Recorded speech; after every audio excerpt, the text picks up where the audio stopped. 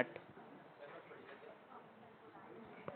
देखो इधर अब ध्यान से, हाँ बुक दे आओ बेटा जाके।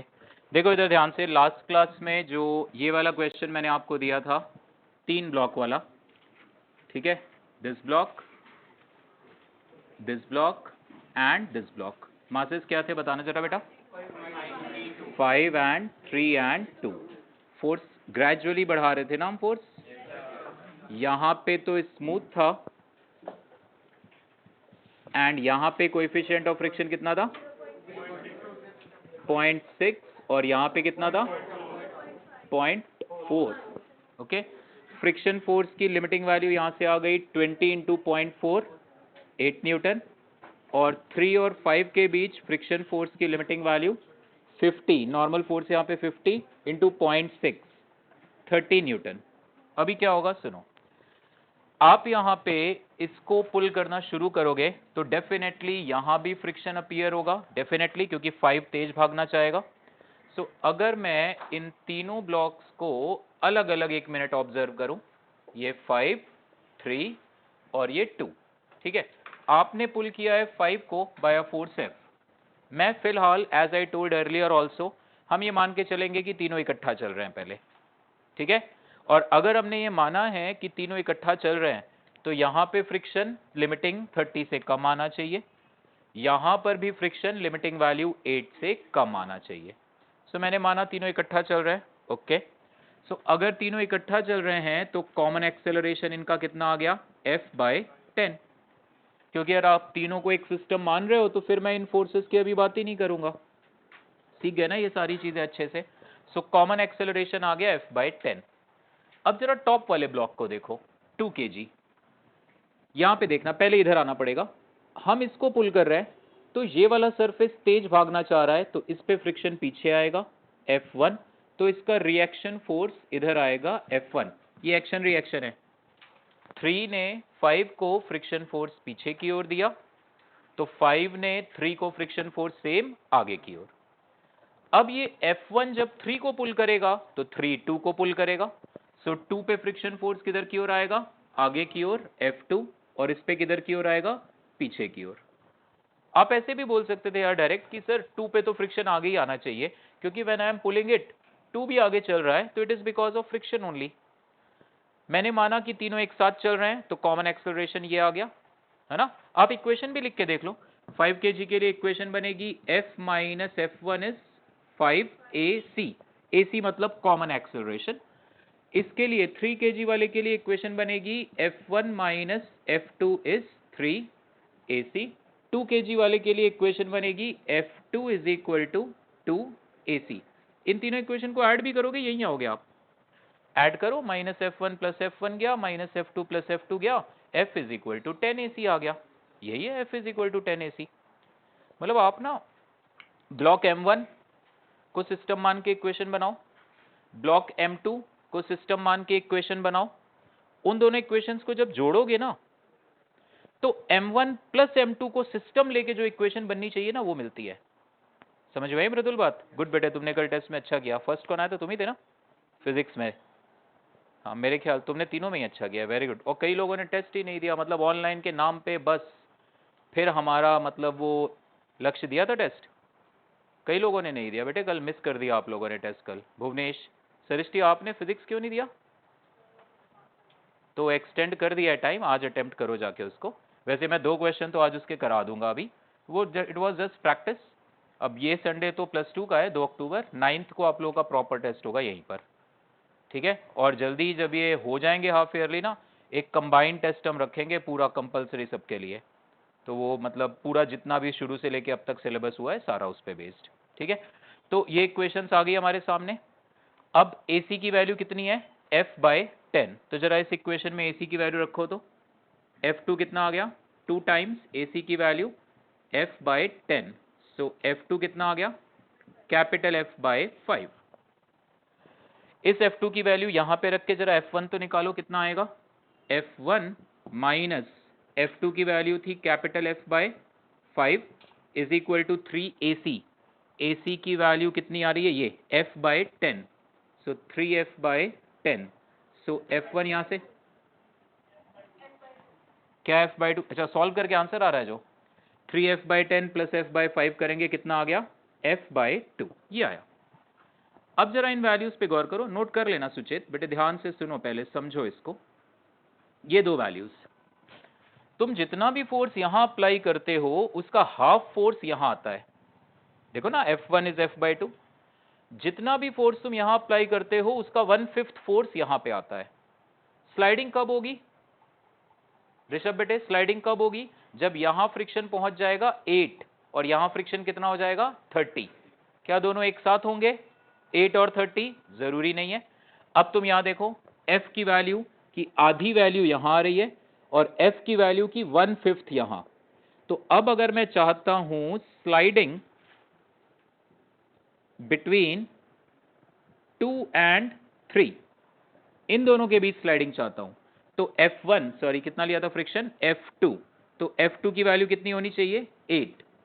F2 की वैल्यू वहां से है कितनी, F/5, यानी F की वैल्यू कितनी हो गई 40। तो जैसे ही मान लो ये तुम फोर्स बढ़ा रहे हो 5 न्यूटन 10 न्यूटन शौर्य, आगे बैठ के बेटे सब काम नहीं, काम पे ध्यान, 5 न्यूटन 10 न्यूटन 20 30 40 जैसे ही करोगे यहां पे फ्रिक्शन अपनी लिमिट पे आ जाएगा।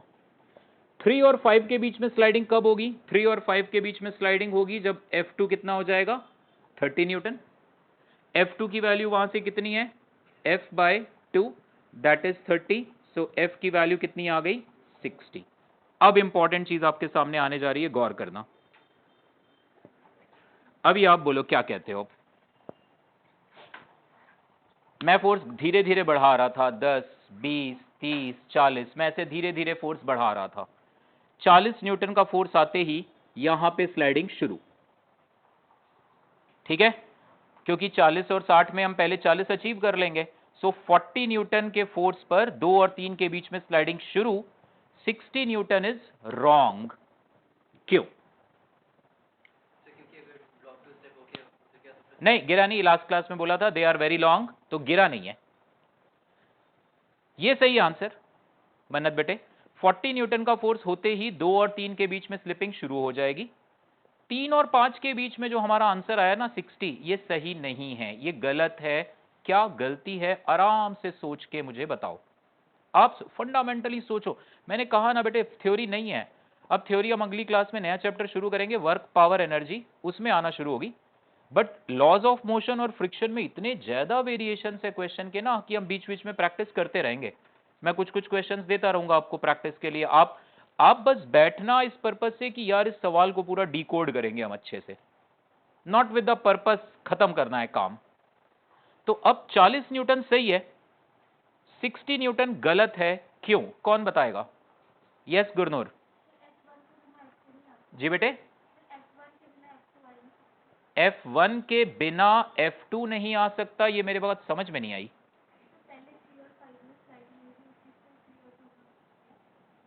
अच्छा आप कह रहे हो कि 3 और 5 के बीच में स्लाइडिंग पहले होनी चाहिए? नहीं नहीं नहीं नहीं, ये तो पक्का है 2 और 3 के बीच में स्लाइडिंग पहले होगी, क्योंकि मैं फोर्स धीरे धीरे बढ़ा रहा था। जैसे ही मैं 40 न्यूटन पे पहुंचा 2 और 3 के बीच का फ्रिक्शन फोर्स 8 न्यूटन हो गया, तो ये तो सही है, 40 न्यूटन पे 2 और 3 के बीच में स्लाइडिंग होगी। 3 और 5 के बीच में स्लाइडिंग 60 पे नहीं होगी, ये गलत क्यों है? वो तो अभी भी लगा रहा है F2। यस बेटे पूर्वा, नहीं वो तो म्यू है, म्यू एस एंड म्यू के में सेम, शी इज राइट। उसका कहना है सर वो म्यू एस से म्यू के हो जाएगा। अगर मैं इस क्वेश्चन में म्यू एस और म्यू के की अलग अलग वैल्यूज देता तो बिल्कुल तुम्हारी बात वैलिड होती। बट सुनो, ये जो हमारा आंसर आया 60, ये अंडर दिस एजम्पशन आया है, ये 60 न्यूटन का आपका आंसर आया है अंडर द एजम्पशन कि यार तीनों ब्लॉक एक साथ आगे बढ़ रहे हैं। लेकिन 40 न्यूटन के बाद तो 2 kg ने साथ छोड़ दिया, वो ऊपर है बट साथ में तो नहीं चल रहा। 40 न्यूटन के बाद क्या हो रहा है, देखो तुम यहां पे फोर्स बढ़ा रहे थे, तुम F को बढ़ा रहे थे, F1 बड़ा हो रहा था। F1 कितना था, F1 था F/2। तुम जितना भी फोर्स लगाते थे उसका आधा फोर्स ही आता था, तुम जितना भी फोर्स लगाते थे उसका 1/5 यहां आता था। तुम्हारा फोर्स जैसे ही 40 न्यूटन पहुंचा, F2 जैसे ही 8 पहुंचा, इसके बाद तुम इस फोर्स को 40 से 41 करोगे, F2 तो 8 न्यूटन पे ही रुक जाएगा, ये तो अब आगे और नहीं बढ़ेगा ना, समझ रहे हो अनिश? तो ये जो हमारे आंसर आए हैं ना 40 एंड 60, ये आए हैं अंडर द एजम्पशन कि तीनों साथ चल रहे हैं, बट 40 न्यूटन के बाद तो वो एजम्पशन फेल हो गया। 40 न्यूटन के बाद तो 5 और 3 तो इकट्ठा चल रहे हैं, अभी 2 तो ऊपर स्लिप करने लग गया।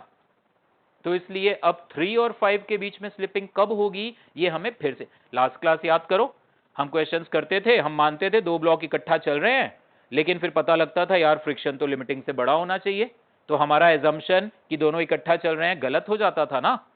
तो यहां पर भी ये 60 न्यूटन गलत इसलिए है क्योंकि आपने माना था तीनों साथ चल रहे हैं, बट 40 तक तीनों साथ चले, 40 के बाद तो 2 kg अलग हो गया ना, 3 5 से अलग हो गया, इन द सेंस स्लाइड करने लगा।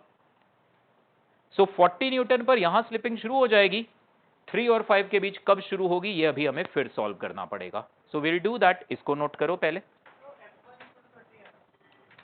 F1 इक्वल टू क्या लिखा है, कहां पे बेटा, हाँ F1 है, सॉरी F1 है, ठीक है, नोट करो बेटा इसको। ये बेटा मेहताब म्यूट करके बस घर पे बैठे और आराम से ये सब चीजें ना, इसीलिए म्यूट करके रखो, बातें करनी भी है करो आराम से घर पे म्यूट करके, अब घर पे हो, मेरा कंट्रोल थोड़ा ना आप पे।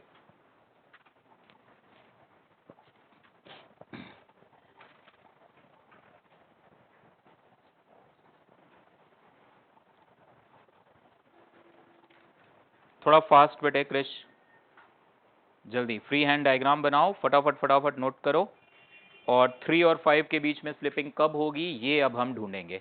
तो प्लीज इस बात का ध्यान रखना आदि बेटा, ये जो हमारे आंसर्स आए ये under the assumption that all 3 are moving together, but the movement slipping will start at any one place, चाहे यहां चाहे यहां। Now we have to solve it again. अब मैं क्या कहूंगा, अब मैं कहूंगा let us take 5 and 3 as a system. अब मैं तीनों को एक सिस्टम ले ही नहीं पाऊंगा, ये मेरा लास्ट क्लास में भी आपका क्वेश्चन था आपसे कि अगर 2 ब्लॉक अलग अलग एक्सेलरेशन से चल रहे हैं, हम उनको एक ही सिस्टम माने तो क्या प्रॉब्लम आती है, वो भी मैं अभी बताता हूं आज आपको, पहले इसको नोट कर लो।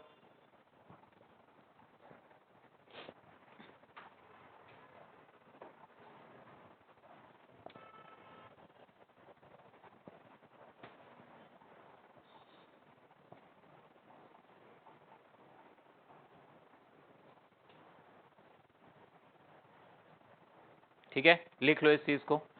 Up to capital F equal to 40 newton, up to capital F equal to 40 newton, all the 3 blocks are moving together,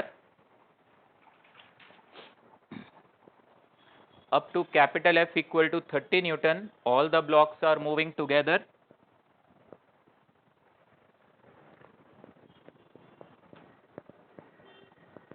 and for F greater than 30, for F greater than 30,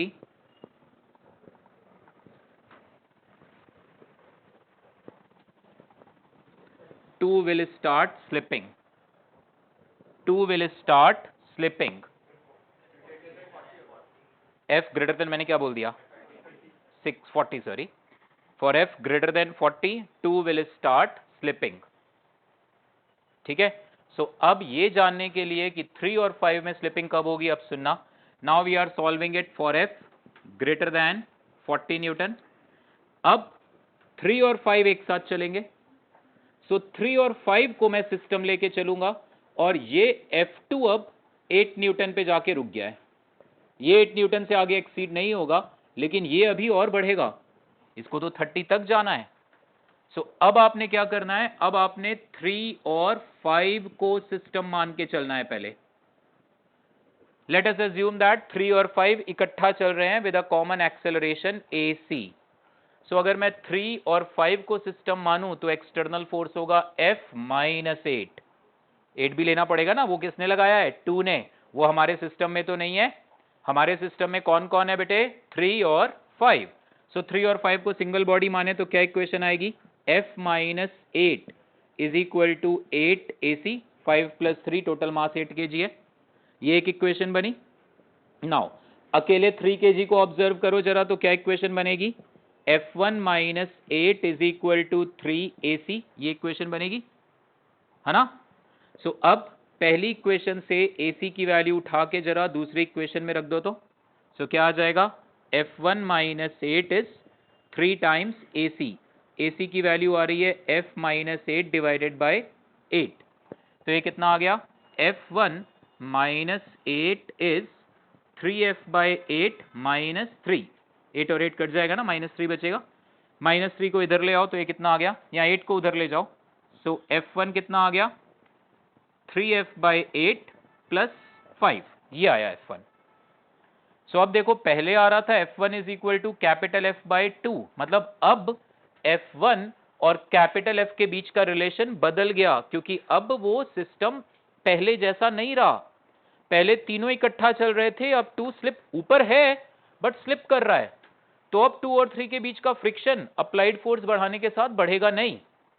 okay, so now slipping कब शुरू होगी, जब ये F1 कितना हो जाएगा 30, तभी ना स्लिपिंग शुरू होगी, है ना। सो F1 को 30 करो तो ये कितना आ गया 3F बाय 8, ये कितना आ गया 30 माइनस 5 दैट इज 25, तो F कितना आ गया 200 बाय, ये आंसर सही है। सो 2 और 3 के बीच स्लिपिंग कब शुरू होगी 40 न्यूटन पर, 3 और 5 के बीच स्लिपिंग कब शुरू होगी 200 बाय 3 पर। So please keep this in mind. आपका आंसर 40 और 60 गोकुल बेटे कब आया था, जब तुमने ये माना था कि यार तीनों इकट्ठा चल रहे हैं, 40 न्यूटन के बाद तो तुम्हारा एजम्पशन ही गलत हो गया ना, तो जब जिस एजम्पशन के बेस पे तुम्हारा आंसर आया था, जब वो एजम्पशन ही वैलिड नहीं है तो आंसर सही कैसे होगा। It's okay. सो जैसे ही 3 ब्लॉक्स में से किसी 2 के बीच स्लिपिंग शुरू हुई, आपको फिर से सॉल्व करना पड़ जाएगा क्वेश्चन। HC वर्मा बुक में एक ऐसा क्वेश्चन है, उसको एज प्रैक्टिस करना आप लोग अपने आप, ठीक है, अपने आप से सोचना है, इसको नोट कर लो इसको।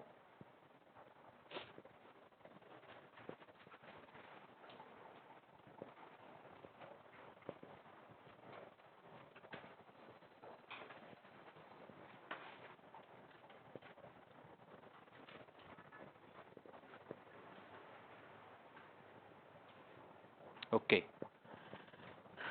अगला जो क्वेश्चन था वो कि किस एंगल थीटा पर फोर्स लगाएं ताकि मिनिमम रिक्वायरमेंट हो फोर्स की, इसको भी देखते हैं। सोचा कुछ अभी बेटे उसके बारे में कि किस एंगल थीटा पर हम एक ब्लॉक जो कि टेबल पे रखा है पुल करें ताकि फोर्स हमें कम से कम लगाना पड़े। सिमरबीर नहीं सोचा, संडे क्या किया, बारिश एंजॉय, हाँ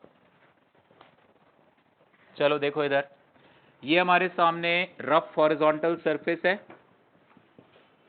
इस रफ हॉरिजॉन्टल सरफेस पर ये ब्लॉक रखा हुआ है मास m का, ठीक है, स्मॉल m ले लेते हैं, स्मॉल m, हमें म्यू कोएफिशिएंट ऑफ फ्रिक्शन है, म्यू s और म्यू k सेम है दोनों, क्वेश्चन में गिवन होगा तो accordingly, otherwise taking it same.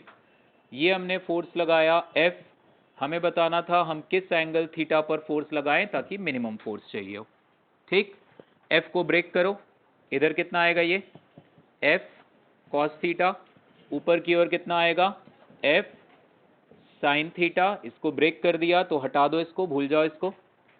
So F cos theta आगे, F sin थीटा ऊपर, वेट इसका किधर है नीचे, mg, नॉर्मल फोर्स ऊपर की ओर है n, एज्यूमिंग दैट तुमने फोर्स इतना ज्यादा, और वैसे भी सवाल है यार बस इतना फोर्स लगाओ कि बस ये चल पड़े, तो इतना ह्यूज नहीं लगाया कि ब्लॉक उठ ही गया ऊपर।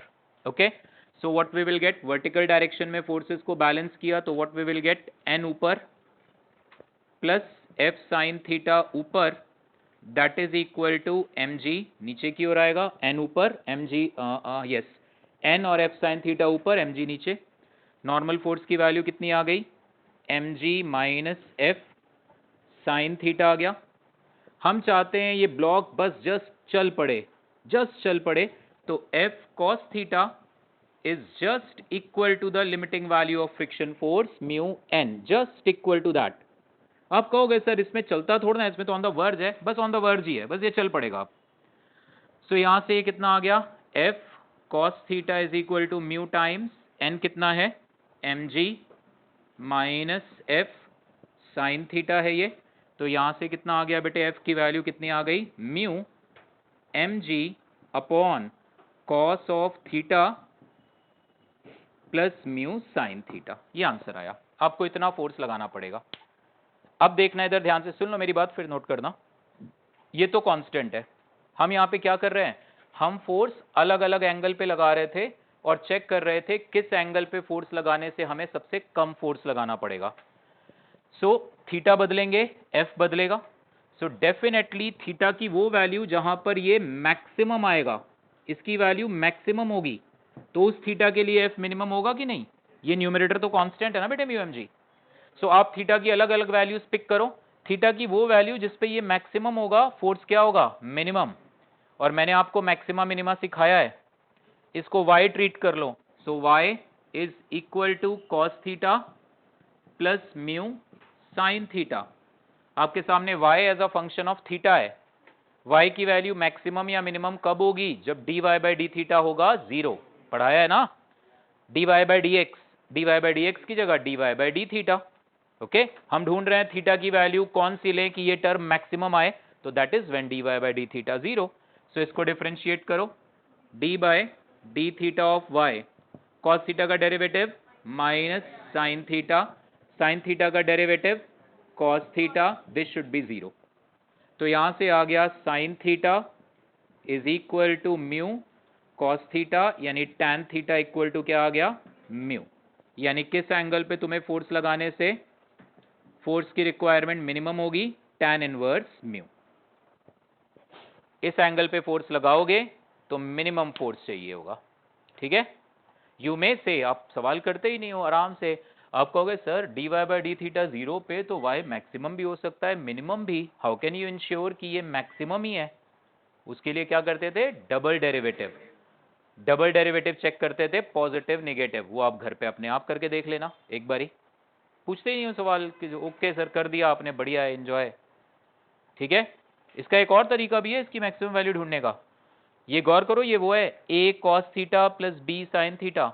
इसको अंडर रूट ए स्क्वायर प्लस बी स्क्वायर से मल्टीप्लाई डिवाइड करके भी सॉल्व कर सकते हो, तो that is again your homework. cos theta plus mu sine theta की वैल्यू कौन से थीटा के लिए मैक्सिमम आएगी? आंसर तो बच्चे आपको मिल ही गया, जब थीटा कितना होगा? tan inverse mu. इसको तुम under root 1 plus mu square से मल्टीप्लाई डिवाइड करके भी चेक करके देख लेना, उससे भी आंसर आपका आना चाहिए। ये वैसा ही है ना, a cos theta plus b sine theta. आदि पढ़ा हुआ, ये रूट ए स्क्वायर पढ़ा हुआ है भाई? नहीं यार, तुम बड़ा डाउटफुल ऐसे ऐसे कर रहे हो, तुम मेरे को नहीं समझ में आ रहा, हाँ कर रहे हो ना कर रहे हो।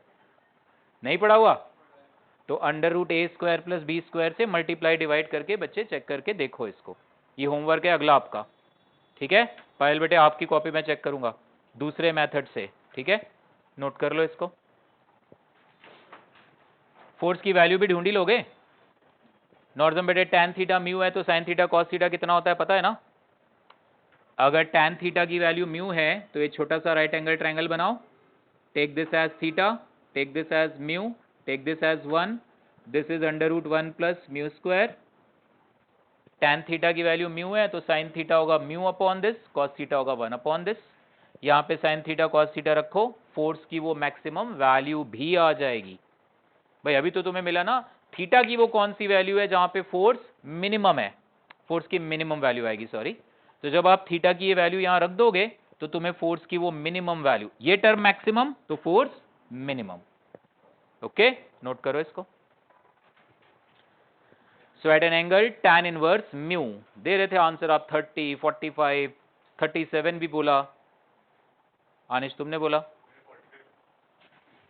So angle is tan inverse mu. ठीक है, कल टेस्ट में कितने नंबर आए? हाँ, ये गलत,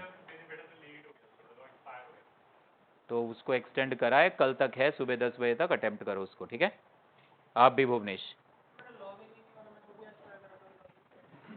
सबका लॉगिन है, भुवनेश से उसे दुश्मनी है कोई? अपने नाम की स्पेलिंग पता है ना? क्लास के बाद देखता हूँ मैं एक बार। मतलब अपने नाम की स्पेलिंग बदल डाली तुमने?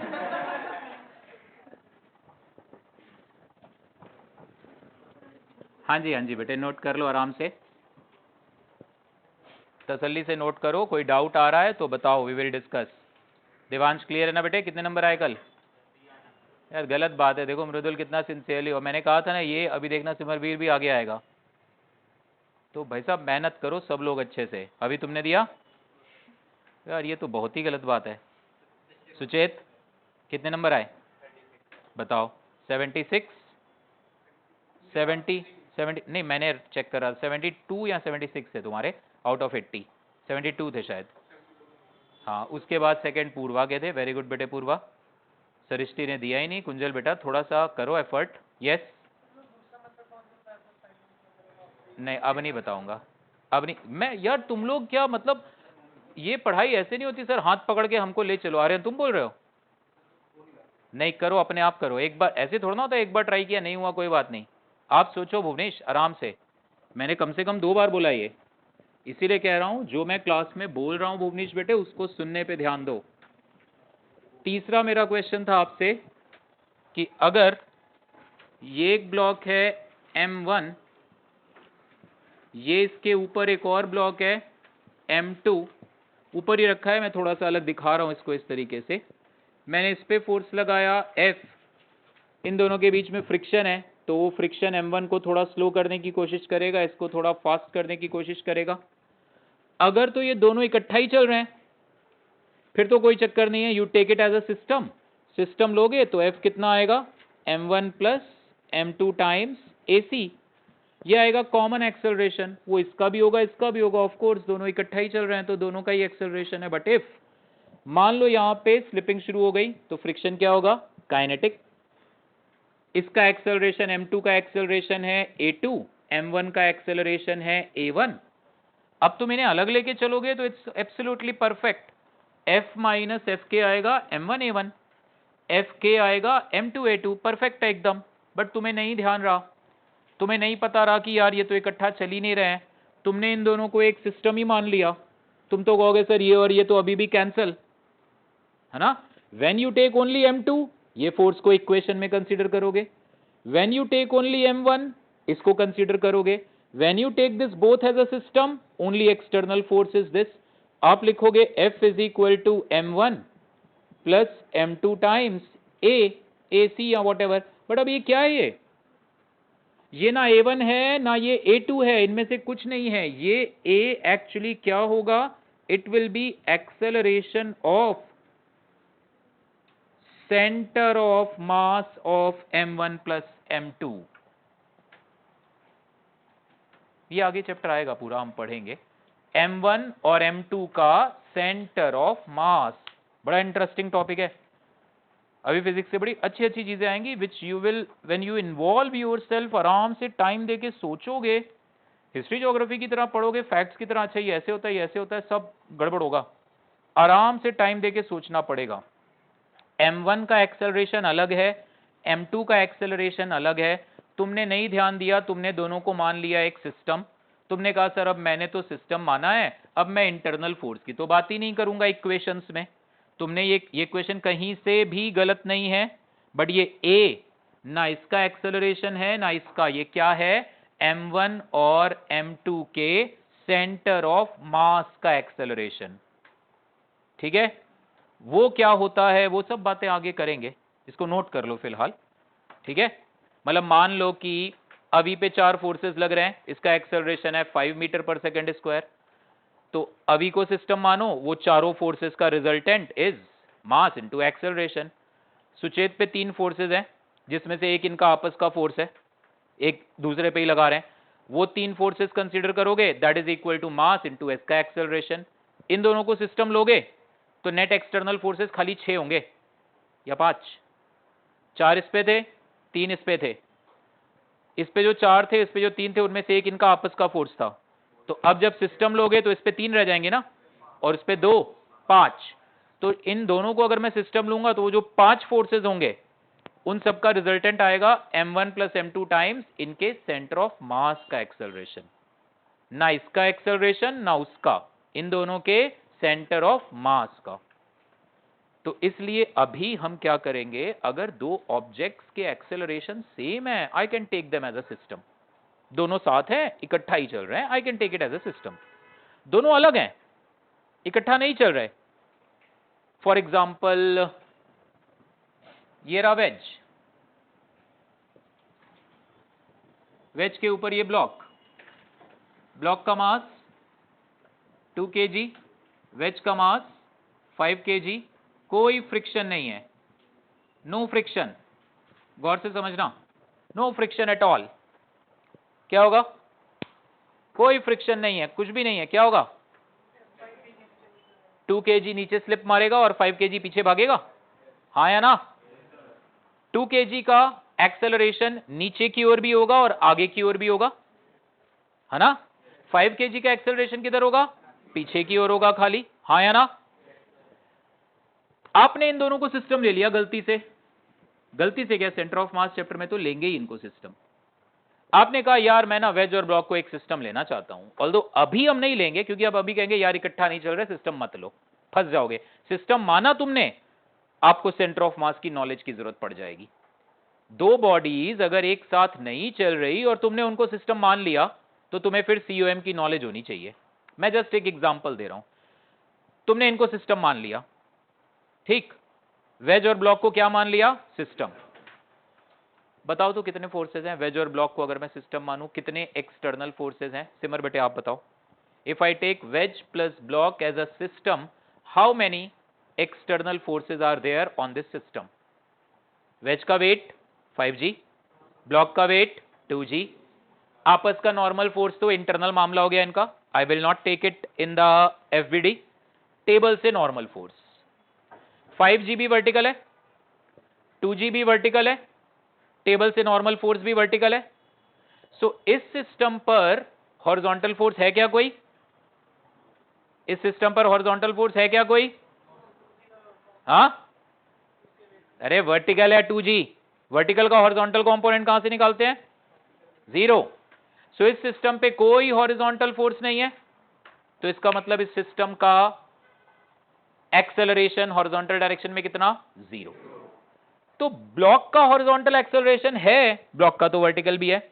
वेज का हॉरिजॉन्टल एक्सेलरेशन है, बट इस वेज और ब्लॉक के सेंटर ऑफ मास का हॉरिजॉन्टल एक्सेलरेशन कितना है? 0। सीखेंगे, you will enjoy it, but तभी जो सोच के समझ के सीखने के हिसाब से पढ़ते हैं, रटने के लिए नहीं। आनिश बेटे समझ में आई बात? If I take wedge and block as a system, acceleration of center of mass in the horizontal direction will be 0, because इस सिस्टम पर हॉरिजॉन्टल डायरेक्शन में बाहर से कोई फोर्स ही नहीं है, तीन ही फोर्स है, 5g 2g normal force. Note कर लो कहीं साइड में, जो ज्ञान मिले रिवीजन बहुत जरूरी होगा बाद में जाके। शिखर बेटे ऐसे मत देखो, वेज बेचारा शर्मा जाएगा, ऐसे तुम उसको गौर से ऐसे 5 kg ब्लॉक को नोट करो। देख रहे थे ढंग से, कुछ सोच रहे थे या खो गए थे? शिखर ऐसे होता है तुम लोग के साथ, बोर्ड पे ध्यान गए, दिख तो सामने वेज रहा है बट दिमाग कहीं और ही है। यस आर्यन, लेंथ मुझे बताना, क्वेश्चन देखेंगे हम। यस बेटे, बाद में पढ़ेंगे ना, पढ़ेंगे। जैसे ये मार्कर है, तो अभी के लिए एक सिंपल वर्डिंग्स में वो जगह जहां पे तुम इसे सपोर्ट दो सो दैट ये बैलेंस में रहे, that is centre of mass, where whole mass of the system can be assumed to be concentrated. मैं पढ़ाऊंगा, तसल्ली से पढ़ाऊंगा, सेंटर ऑफ मास उसकी पूरा समझेंगे अच्छे से, ठीक है? So if we take wedge and block as a system, लिख लो, considering wedge and block as a system,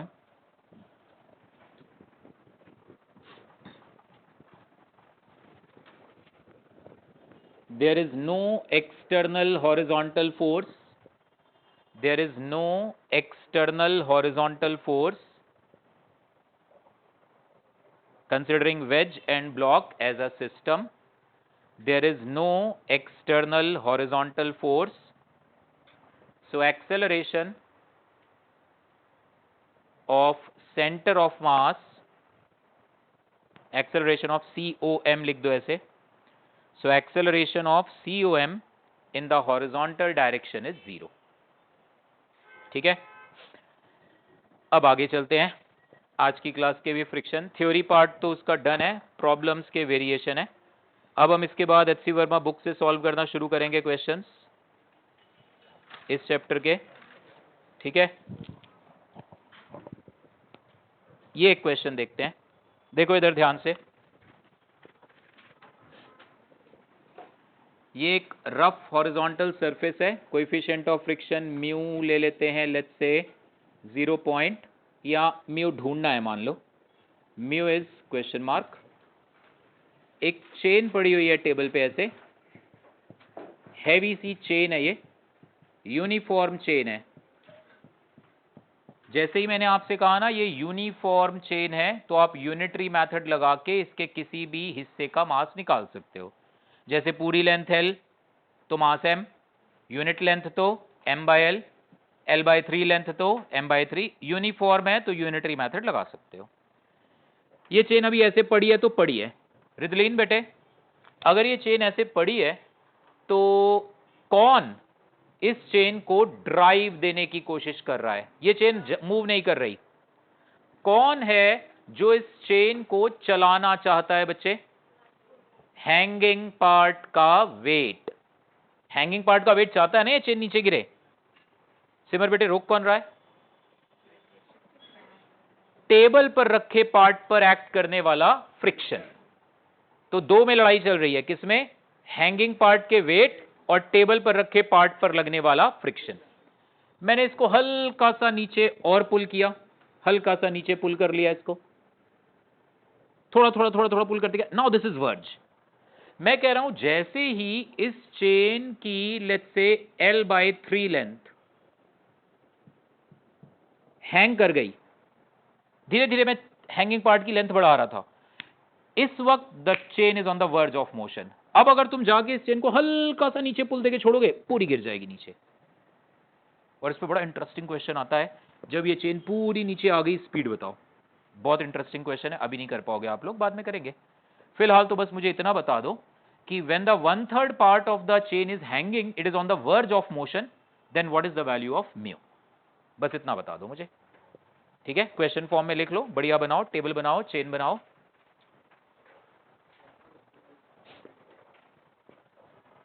note करो बेटे शौर्य, क्या लिख रहे हो? चैन चैन चेन, अच्छा अभी नहीं, सॉरी मेरे को नहीं, वो वेज वगैरह तुम कुछ उधर ना, वो क्या बनाया वहां पे, ऐसे ज्वाइन क्यों किया? वैसे चेन है ये,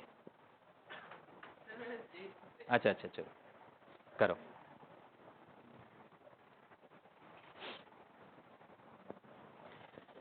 This chain is on the verge of motion. This chain is on the verge of motion when 1/3 part is hanging as shown. This chain is on the verge of motion when 1/3 part is hanging as shown. Then find mu. Then find mu.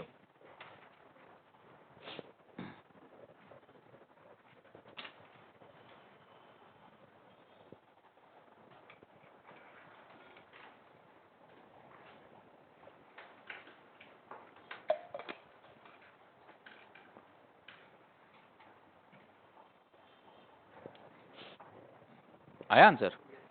एच.सी. Verma book है किसी के पास अभी class में? नहीं है? बेटे ऋषभ जाओ वहाँ पे ना, ऑफिस में रखी होगी वहाँ पे बुक, एच.सी. वर्मा बुक लेके आओ, उसके कुछ 2-4 क्वेश्चन करेंगे। आंसर आया किसी का? रिद्धि बेटे आपका आंसर आया? अभी रुक के, चलो बताओ। ये हैंगिंग पार्ट का वेट कितना है? ये हैंगिंग पार्ट इसको ड्राइव देना चाहता है ना, इसका वेट कितना है? mg/3। और यहां पर इस वक्त फ्रिक्शन अपनी लिमिटिंग वैल्यू पे आ गया होगा, because the chain is on the verge of motion. तो इस हैंगिंग पार्ट पे ये मतलब लिमिटिंग वैल्यू फ्रिक्शन फोर्स की कितनी आ रही होगी? Mu N. म्यू और एन कितना होगा? टेबल पर रखे पार्ट का weight, that is how much? 2mg/3। बस इसको और इसको इक्वेट कर दो, because the chain is on the verge of motion, मतलब इस driving force is just equal to the limiting friction. So इसलिए mg/3 को इससे इक्वेट करो, कितना आंसर आ जाएगा? 0.5। ठीक है, हाफ आंसर आ जाएगा। सिंपल क्वेश्चन है। हैंगिंग पार्ट के वेट को टेबल पर रखे पार्ट के फ्रिक्शन फोर्स की लिमिटिंग वैल्यू से इक्वेट कर दो। क्लियर?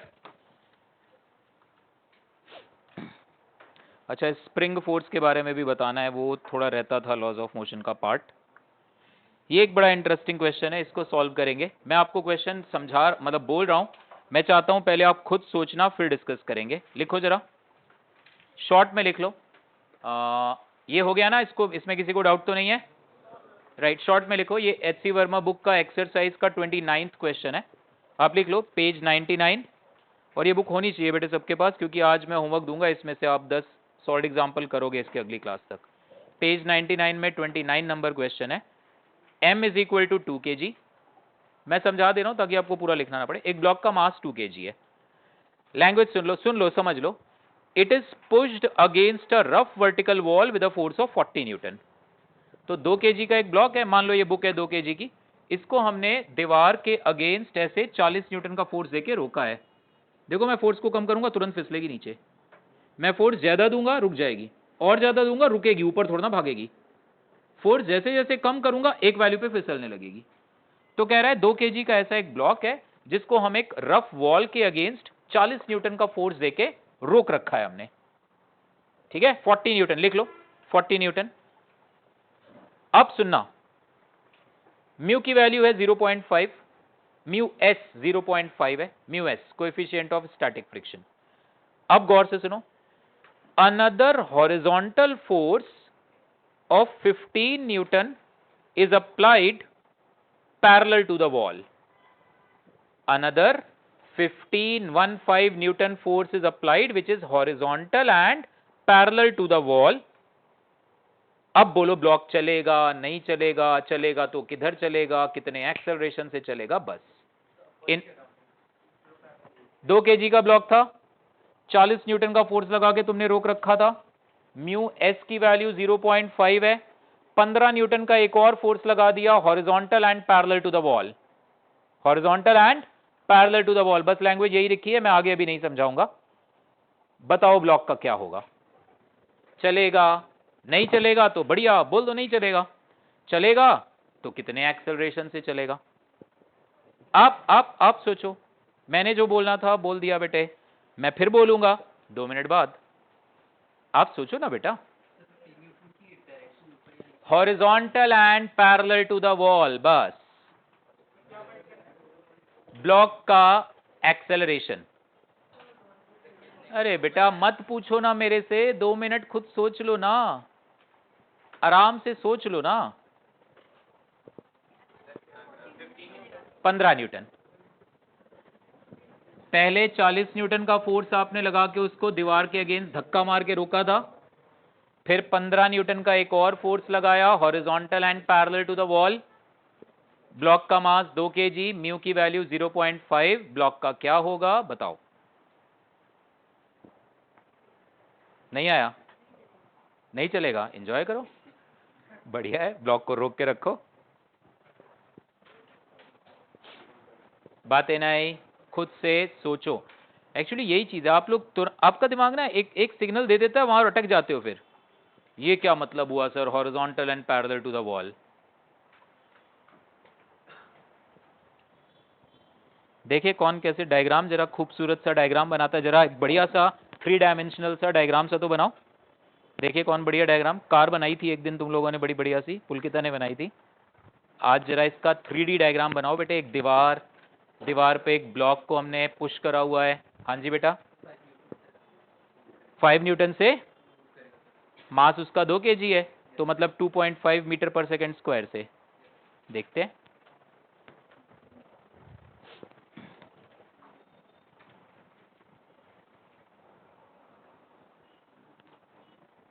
बेटा, प्रॉपर रजिस्टर एक होना चाहिए। ये क्या है? नहीं गलत बात है, एप्लीकेशन लिखी हुई है, grandmother the poet was sure that his grandmother had always been old and, क्या लिखा है? ये क्या है बेटा? फिजिक्स का एक रजिस्टर शुरू में बनवाया गया था। No no no no no no no no, PTM में मुलाकात नहीं हुई ना पेरेंट्स से आपके मेरी, है ना?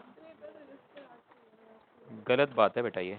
अगली क्लास में आओगे, ये पूरा काम मुझे, ये तो पिछली क्लास का काम है थोड़ा बहुत शायद, ये तो पिछली क्लास का है, मतलब वहाँ भी रजिस्टर, बातें नहीं, वहाँ भी रजिस्टर नहीं था, मतलब ये तो और पिछली क्लास है, लेक्चर 1 है फ्रिक्शन का। आप आज के लिए ये तो उससे पहले यहाँ पे ये क्या आ गया, ये टेट्रा, मतलब केमिस्ट्री भी है, बहुत बढ़िया। Chemistry practice is equivalent to physics का फेयर वर्क, ये तुमने दोनों का हिसाब बना रखा है। गलत बात है बेटे, यही सब छोटी छोटी चीजें हैं जो ठीक करनी है। प्रॉपर रजिस्टर होना चाहिए पास में।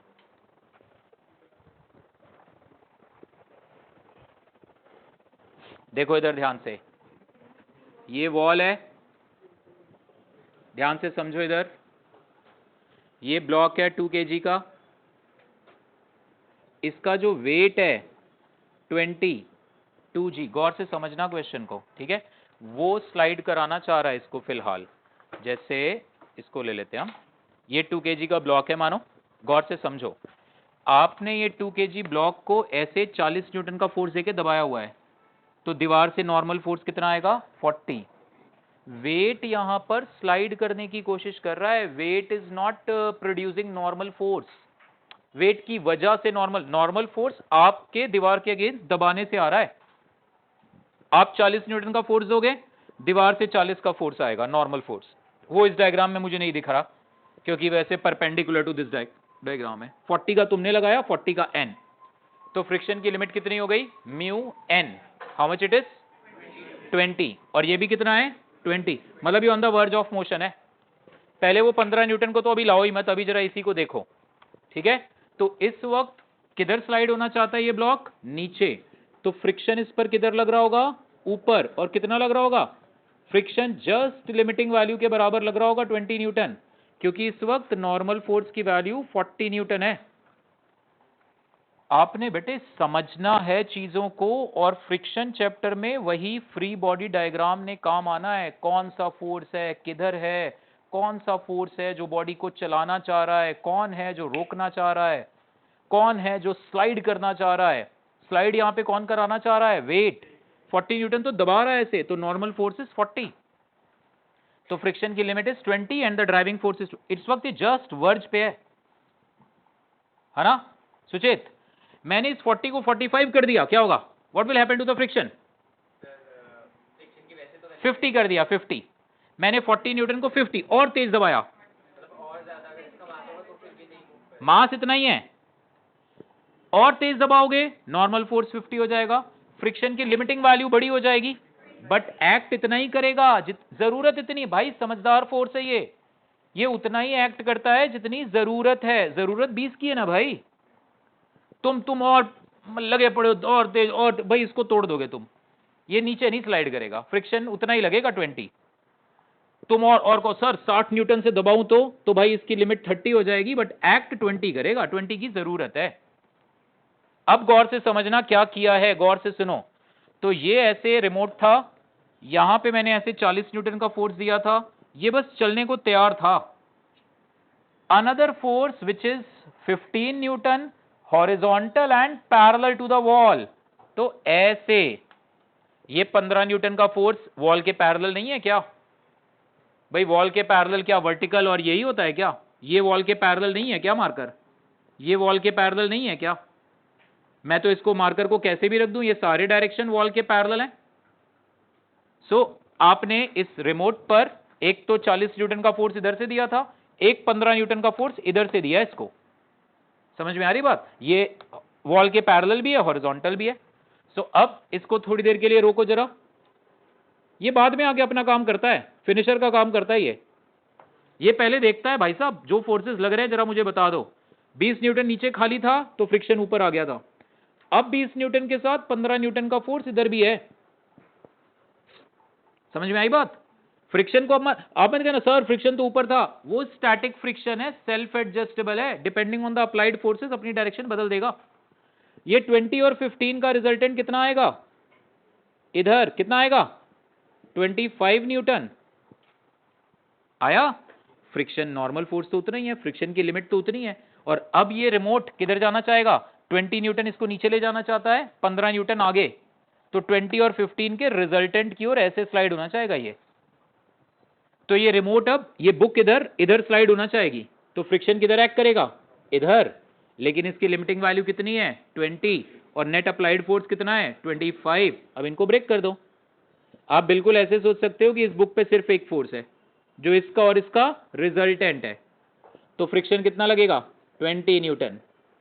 ये एंगल कितना आएगा, ये 20 और ये 15, tan theta is equal to 20/15, 4/3, 53 degree. और ये 25 और ये 20 है, नेट फोर्स कितना आ गया 5, तो एक्सेलरेशन कितना आ जाएगा 5/2, दैट इज 2.5 मीटर पर सेकेंड स्क्वायर। सो जो तुमने फोर्स लगाया ना 15 न्यूटन का, उससे 53 डिग्री नीचे की ओर इधर ये ब्लॉक भागेगा। आई देवांश बात समझ में? फ्रिक्शन फोर्स स्टैटिक वाला खासकर समझदार फोर्स है, वो देखता है अप्लाइड फोर्सेस की इस बॉडी को स्लाइड कराने की टेंडेंसी किधर है। अकेला ये फोर्स था तो टेंडेंसी नीचे की थी, तो फ्रिक्शन ऊपर लग रहा था। ये और ये मिल के ब्लॉक को इधर स्लाइड कराना चाहते हैं, तो फ्रिक्शन अब इधर लग रहा है। स्टैटिक काइनेटिक होता वो किसी की नहीं सुनता। काइनेटिक फ्रिक्शन जिधर स्लाइडिंग हो रही है उसके उल्टा एक्ट कर जाएगा बस। Static friction depending on the tendency of applied forces, कि वो अप्लाइड फोर्सेस बॉडी को किधर स्लाइड कराना चाहते थे। आई बात समझ में? सिमरबीर सोच पाए थे कि नहीं? चलो नोट कर लो बेटे, कोई बात नहीं। अभी तुमने सही किया, वेरी गुड बेटे। ऐसे ही सोचा, गुड, वेरी गुड।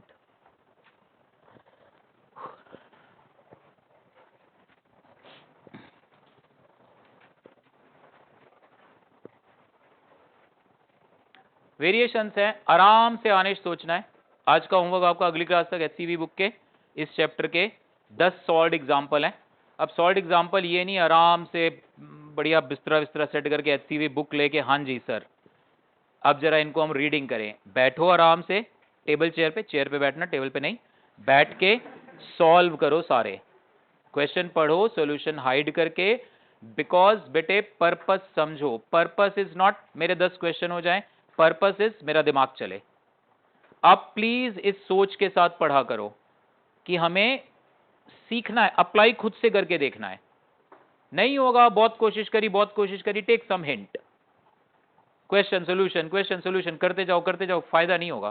क्वेश्चन पढ़ो, तसल्ली से उसके बारे में सोचो, मोशन कैसे होना चाहता है किधर। एग्जाम्पल्स आसान है, 2-3 क्वेश्चन छोड़ के बाकी आसान है। और एग्जाम्पल अगर फिनिश कर लो 10 तो फिर एक्सरसाइज पे आ जाओ। ओके, एक्सरसाइज आप शुरू कर दो, उसके भी अगर 10 करके आ जाते हो तो बहुत अच्छी बात है। तो इतना तो मिनिमम 10 एग्जाम्पल तो मिनिमम काम है। उसके बाद एक्सरसाइज के भी आप 10 कराते हो तो गुड इनफ। ठीक है, एक और क्वेश्चन देखते हैं बढ़िया सा, ध्यान से देखना। अभी ये भी अच्छा क्वेश्चन है, इसको भी मैं आपको टाइम दूंगा, आप तसल्ली से सोचना। ठीक है, देखते हैं कौन इसको प्रॉपर पूरा सॉल्व कर पाएगा। ये एक ब्लॉक है, बातें नहीं बेटा। इस ब्लॉक का मास आप ले लो 4m।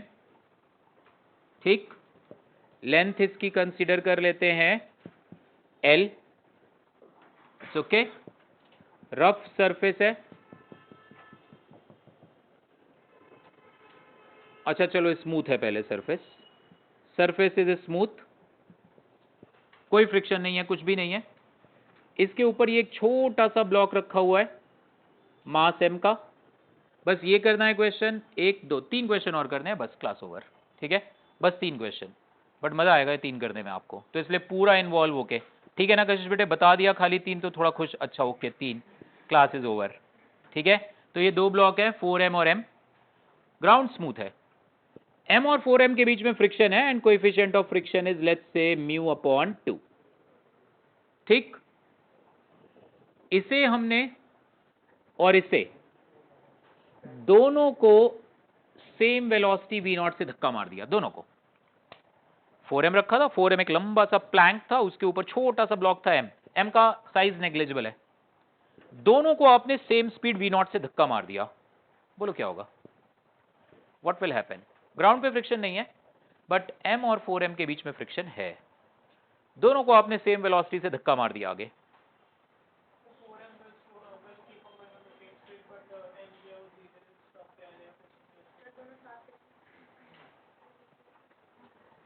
बताओ लक्ष्य बेटे, तुम बताओगे क्या होगा? यस आनिश, m पीछे गिर जाएगा। क्यों गिरेगा? फ्रिक्शन समझदार है ना, वो कब लगता है, फ्रिक्शन कब एक्ट करता है? फ्रिक्शन की क्या डेफिनेशन पहले क्लास में लिखवाई है? It always opposes the relative motion. Is it opposing the motion? It is opposing what? Relative motion. जिन दो सरफेसेस के बीच में फ्रिक्शन है वहां क्या रिलेटिव मोशन आपने दिया? आपने तो दोनों को सेम वेलोसिटी दी. इस जगह पे क्या रिलेटिव मोशन है? तो नहीं है, तो फ्रिक्शन क्यों आएगा? ग्राउंड तो स्मूथ है, ग्राउंड तो इस 4m को रोकने की कोशिश ही नहीं करेगा, तो 4m तो V0 से चलता रहेगा. वो तो V0 से वैसे ही साथ चल रहा था, तो दोनों V0 से चलते रहेंगे. तो इस केस में दोनों सेम स्पीड V0 से ऐसे के ऐसे आगे बढ़ते रहेंगे, कुछ नहीं होगा. जबरदस्ती, अरे बेटा फ्रिक्शन है तो मैं खड़ा हूं ऐसे चुपचाप, मतलब चुपचाप, चलो बोलता रहूं लेकिन हिल डुल नहीं रहा. फ्रिक्शन क्यों लगेगा मेरे पैरों पे? फ्रिक्शन कब लगेगा? When I try to walk, क्योंकि मैं रिलेटिव मोशन क्रिएट करना चाहता हूं. फ्रिक्शन तब आता है ना जब बेटे रिलेटिव मोशन या तो सचमुच है या होना चाह रहा हो, या होना ही नहीं चाह रहा रिलेटिव. तुमने इसको वेलोसिटी दी होती 2v0, इसको v0, फिर ऊपर वाले ब्लॉक पे फ्रिक्शन पीछे लगता, नीचे वाले पे आगे लगता, क्योंकि ऊपर वाला तेज भाग रहा था. फिर फ्रिक्शन आता. दोनों को तो सेम वेलोसिटी दी है यार तुमने, फ्रिक्शन क्यों लगेगा? सोचो ना, समझो आराम से, जल्दीबाजी नहीं है. फ्रिक्शन को पहचानो, ये रिलेटिव मोशन को अपोज करना चाहता है, वो तो है ही नहीं. It's okay. तो ये तो सिंपल सी बात है. अब सुनो, ये अब बन गया अच्छा क्वेश्चन. अगर मैंने कहा ग्राउंड भी रफ है और यहां फ्रिक्शन कोएफिशिएंट म्यू, अब ये बहुत ही अच्छा क्वेश्चन हो गया. एच.सी. वर्मा बुक का ये लास्ट क्वेश्चन. आपको कहोगे सर सीधे लास्ट? भाई तीसरी क्लास है, हम काफी कर चुके हैं, बट एनीवेज मैं साथ करा रहा हूं आपको. मैं आपको एक एक सीढ़ी ऊपर चढ़ाऊंगा, सोचने के लिए मजबूर करूंगा आपको, ऐसे सोचो ऐसे सोचो. ठीक है, अब बोलो क्या होगा? अब बताओ, दोनों को तुमने एक साथ धक्का मार दिया, क्या होगा?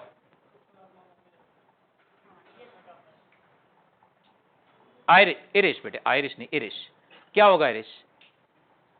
देखो सुनो, ये m नीचे 4m, गौर से समझना मेरी बात, पूरी तरह से मेरी बात सुनना. m and 4m, m 4m, यहां तो तुरंत फ्रिक्शन आ जाएगा, तुरंत. भाई साहब यहां तो स्लाइडिंग हो ही गई. देखो इन दोनों में स्लाइडिंग होगी नहीं होगी, हमें थोड़ी सी दुविधा है, कंफ्यूजन है, वी आर नॉट श्योर. दुविधा समझते हो, कंफ्यूजन है, हम नहीं श्योर है यहां स्लिपिंग होगी नहीं होगी, क्योंकि मैंने तो दी नहीं थी, मैंने तो दोनों को सेम चलाया था. बट ग्राउंड और 4m के बीच में तो यार फ्रिक्शन काइनेटिक आएगा स्ट्रेट अवे. चला दिया ना आपने इसको, कितना फ्रिक्शन फोर्स आएगा यहाँ पे? म्यू n, और n कितना होगा? 5 mg. नॉर्मल फोर्स यहाँ पे 5 mg नहीं होगा, दोनों का weight, so mu into 5 mg. ये फ्रिक्शन 4m को रोकने की कोशिश करेगा. तो 4m और m में से कौन स्लो डाउन हो जाना चाहता है? 4m. ये स्लो डाउन हो जाना चाहता है ना 4m. गौर से सुनते चलना. तो अब इन दोनों सरफेसेस के बीच में तुमने तो स्लाइडिंग नहीं कराई थी, बट स्लाइडिंग की टेंडेंसी तो आ गई, क्योंकि इन दोनों में पहले ये फ्रिक्शन नहीं था. ये फ्रिक्शन नहीं था तो ये भी V0 से चलना चाहता था और वो तो चल ही रहा था, तो बढ़िया, दोनों को फ्रिक्शन खत्म, कोई फ्रिक्शन नहीं लगेगा. ऑल दो सरफेसेस रफ है. बट अब ये फ्रिक्शन इसको रोकना चाहता है, तो यहां वाला फ्रिक्शन देखेगा यार ये सरफेस स्लो होना चाहती है, ये तेज, तो यहां वाला फ्रिक्शन इसको पीछे की ओर लगेगा, इस पे आगे की ओर लगेगा. हाँ या ना? समझ रहे हो बात को? पक्का सृष्टि बेटे? ये फ्रिक्शन फोर्स का डायरेक्शन, इट्स ऑब्वियस बेटे. आप अगर इस फ्रिक्शन का डायरेक्शन उल्टा ले लेते, आप कहते ये तो मैंने V0 स्पीड दी थी, ये तो 2v0, ऐसे थोड़ा ना होगा. तुमने V0 दी थी, वो 2, अरे फ्रिक्शन है, स्लो डाउन होगा ना. तो ये ब्लॉक किधर जा रहा था? आगे. फ्रिक्शन किधर लगेगा? पीछे. अब अगला सवाल मेरा ये है कि यहां पे फ्रिक्शन स्टैटिक होगा या काइनेटिक होगा? That is the next question. हमने क्वेश्चंस करे ऐसे, ये ब्लॉक है, let's say I take some example, 3 kg का. सुन लो मेरी बात बेटे, 5 kg का न्यूमेरिक वैल्यू लेता हूं, थोड़ा सोचना आपको आसान होता है. अनिश बेटे इधर ध्यान दो, 3 क्वेश्चन तो बोले हैं यार. ये इसके बाद एक वो, देखो तीसरा भूल ही गया मैं, तो मतलब 2 ही क्वेश्चन बस, तो ध्यान दो, याद आ जाएगा तब तक. हाँ, अरे क्या यहाँ पे सुन लो मेरी बात, कैसे जज करते हैं सुनो। ये 5 और 3 है, यहां पे म्यू की वैल्यू है 0.6, यहां पे म्यू की वैल्यू है 0.4। गौर से सुनना, मैं एक शॉर्टकट भी अब ऐड कर रहा हूं इसमें, गौर से सुनना मेरी बात। ये 5 और 3 दो ब्लॉक थे, म्यू यहां था 0.6, वहां था 0.4। मैंने इन दोनों को स्पीड दे दी इधर, इसको भी 10 मीटर पर सेकेंड, इसको भी 10 मीटर पर सेकेंड। लेफ्ट से उल्टा लेता हूं, म्यू की वैल्यू लेता हूं 0.8। ठीक, आई वांट टू चेक कि ये दोनों इकट्ठा आगे बढ़ते बढ़ते स्लो डाउन होकर एक साथ रुकेंगे या 5 और 3 में स्लिपिंग हो जाएगी। कैसे चेक करते हैं, कैसे चेक, पहले मानते हैं कि ये दोनों एक साथ एक्सेलरेट हो रहे हैं या एक साथ इस केस में रिटार्ड, इस केस में रिटार्ड होंगे। तो अब दोनों को एक सिंगल बॉडी मानो, दोनों को क्या मानो, एक सिंगल बॉडी मानो। सो यहां पे तो फ्रिक्शन स्ट्रेट अवे काइनेटिक आएगा, पक्का आएगा, क्योंकि तुमने स्लाइडिंग करा दी है इसके और इसके बीच में। ये फ्रिक्शन कितना आएगा बेटे, म्यू इंटू 0.6 इंटू 80। इसको प्लीज ऐसे ही रहने दो, इसको ऐसे रहने दो, 8g, 0.6 इंटू 8g। मैं इन दोनों को सिंगल बॉडी मान रहा हूं। 0.6 इंटू 8g का फोर्स आया पीछे की ओर, सिंगल बॉडी का मास कितना है 8 kg। So what is the common retardation, minus of 0.6 into 8g divided by 8, कितना आ गया 0.6 माइनस ऑफ 0.6g, यानी माइनस ऑफ 6 मीटर पर सेकेंड स्क्वायर। ये आया, दोनों का कॉमन रिटार्डेशन क्या आया, -6। Let us talk about 3 only, let us talk about 3। Check करो क्या 3 को इतना रिटार्डेशन मिल सकता है। So look at 3 only. 3 kg block, अगर मान लो यहां पे फ्रिक्शन अपनी लिमिट पे आ जाए तो पीछे की ओर कितना लगेगा इस पे, 0.8 इंटू 3g। तो रिटार्डेशन कितना आएगा, 0.8 इंटू 3g बाई 3, यानी कितना आएगा 0.8g, यानी 8। दोनों को तुमने सिंगल बॉडी माना, कॉमन रिटार्डेशन आया 6। अकेले 3 को मैंने लेके देखा, 3 का अकेले मैक्सिमम पॉसिबल रिटार्डेशन कितना था, 8। ओके अजी बात, मतलब दोनों एक साथ रिटार्ड होंगे। ये भी एक तरीका है। आपने दो बॉडीज को एक सिंगल बॉडी माना और आपने कहा, मान लो पुल कर रहा था मैं, तुमने कहा सर कॉमन एक्सेलरेशन हो सकता है इनका 6। मैंने 3 को अकेले देखा तो मैंने देखा यार इसका एक्सेलरेशन ना 8 तक जा सकता है जरूरत पड़ी तो यार कॉमन 6 आ रहा है, अकेले वो 8 तक जा सकता है, तो इट्स ओके, चलेगा काम। मान लो ये होता म्यू 0.9 मान लो, तो एक कॉमन एक्सेलरेशन कितना आता, 9 आता, ये अगर 0.9, बट इसका एक्सेलरेशन कहां तक जा सकता था, 8। तो ये हमारा ये मानना कि ये कॉमन एक्सेलरेशन रिटार्डेशन है गलत हो जाता। ओके, और एक एग्जांपल से देखो ऐसे, ध्यान से देखो इधर। लेट्स से ये 4 kg का ब्लॉक है, इसके नीचे ये 6 kg का ब्लॉक है। यहां पे चलो इसको मैं स्मूथ कर दे रहा हूं, आई एम पुलिंग इट, ये 4 6 के ऊपर ही रखा हुआ है, ठीक है। यहां पे फ्रिक्शन की वैल्यू है म्यू इज 0.6। बताओ 4 kg का मैक्सिमम एक्सेलरेशन क्या हो सकता है, 6 मीटर पर सेकेंड स्क्वायर। इस 4 kg का मैक्सिमम एक्सेलरेशन 6 नहीं होगा। 4 kg को कौन एक्सेलरेट कराएगा, फ्रिक्शन। यार आप इसको खींचोगे, आप 6 kg पे फोर्स लगाओगे F। समझो बात को, दो ब्लॉक है, एक पे बाहर से फोर्स आ रहा है, एक फ्रिक्शन की वजह से चल रहा है, ठीक। आप इस पे फोर्स लगा रहे हो F, ये क्यों चलेगा, फ्रिक्शन। वो फ्रिक्शन कितना मैक्सिमम एक्सेलरेशन दे सकता है, म्यू जी, बिकॉज वो कितना होगा, म्यू एम जी ना, डिवाइडेड बाय एम।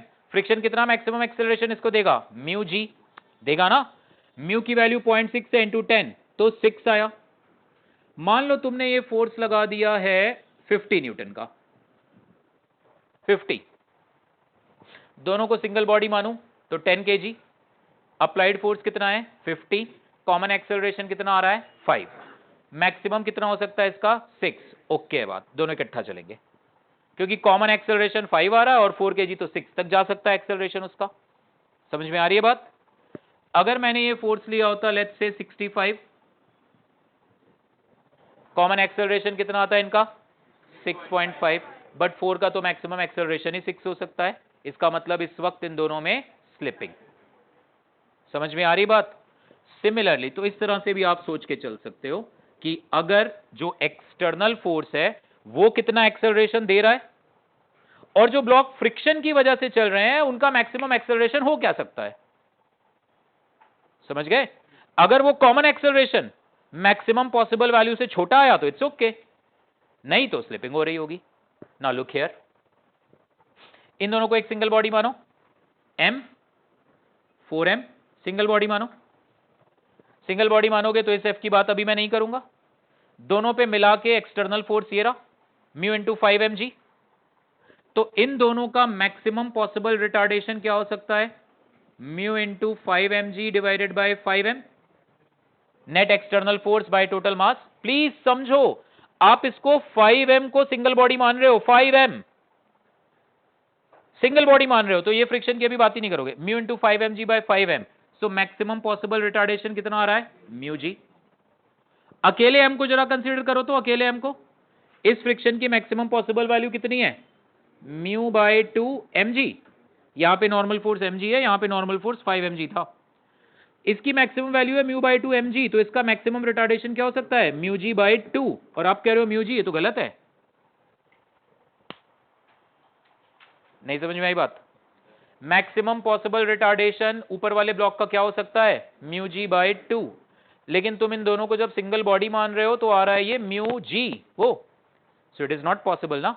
तो इस केस में क्या होगा, स्लिपिंग होगी। आनिश नहीं सर, आप बॉडीज को सिंगल मानो, मैक्सिमम कॉमन रिटार्डेशन या कॉमन एक्सेलरेशन ढूंढो, फिर जो बॉडी फ्रिक्शन की वजह से एक्सेलरेट या रिटार्ड हो रही है चेक करो उसका मैक्सिमम पॉसिबल एक्सेलरेशन या रिटार्डेशन क्या हो सकता है। वो मैक्सिमम पॉसिबल वैल्यू कॉमन से बड़ी आई तो ओके, कॉमन से छोटी आई तो गड़बड़ है, स्लिपिंग होगी। ओके, आराम से इसको सोचना, अगली बार मैं फिर करा दूंगा इसको, ठीक है? क्लास के एंड में चाहो तो एक बार फिर से पूछना मेरे से। तो इस केस में m और 4m के बीच में स्लाइडिंग होगी, क्योंकि ये फ्रिक्शन फोर्स जितना रिटार्डेशन दोनों को इकट्ठा देना चाहता है, ये m उतने रिटार्डेशन से चल ही नहीं सकता। इसका रिटार्डेशन तो म्यू जी बाय 2 से बड़ा हो ही नहीं सकता। तो इस क्वेश्चन में यहां पर फ्रिक्शन कैसा लगेगा, काइनेटिक, और यहां तो काइनेटिक था ही। पहले इतनी बात नोट करो, फिर मैं आगे चलता हूं। और याद रखना ये अच्छा क्वेश्चन है, मतलब अभी जिस वक्त आप जैसे अभी +1 में हो उस हिसाब से, अगला साल आते आते आर्यन ये क्वेश्चन इजी हो जाएगा और आ जाएंगे जो आपको और थोड़ा सा चैलेंज करेंगे सोचने के लिए, ठीक है?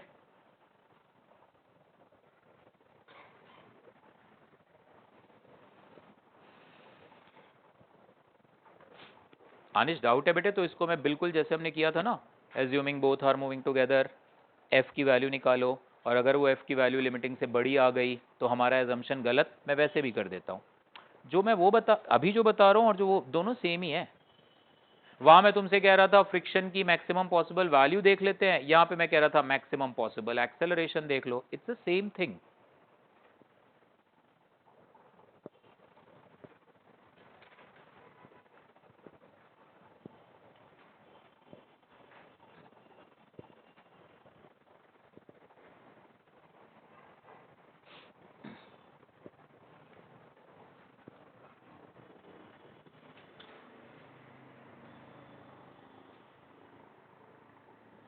चलो आगे चलें।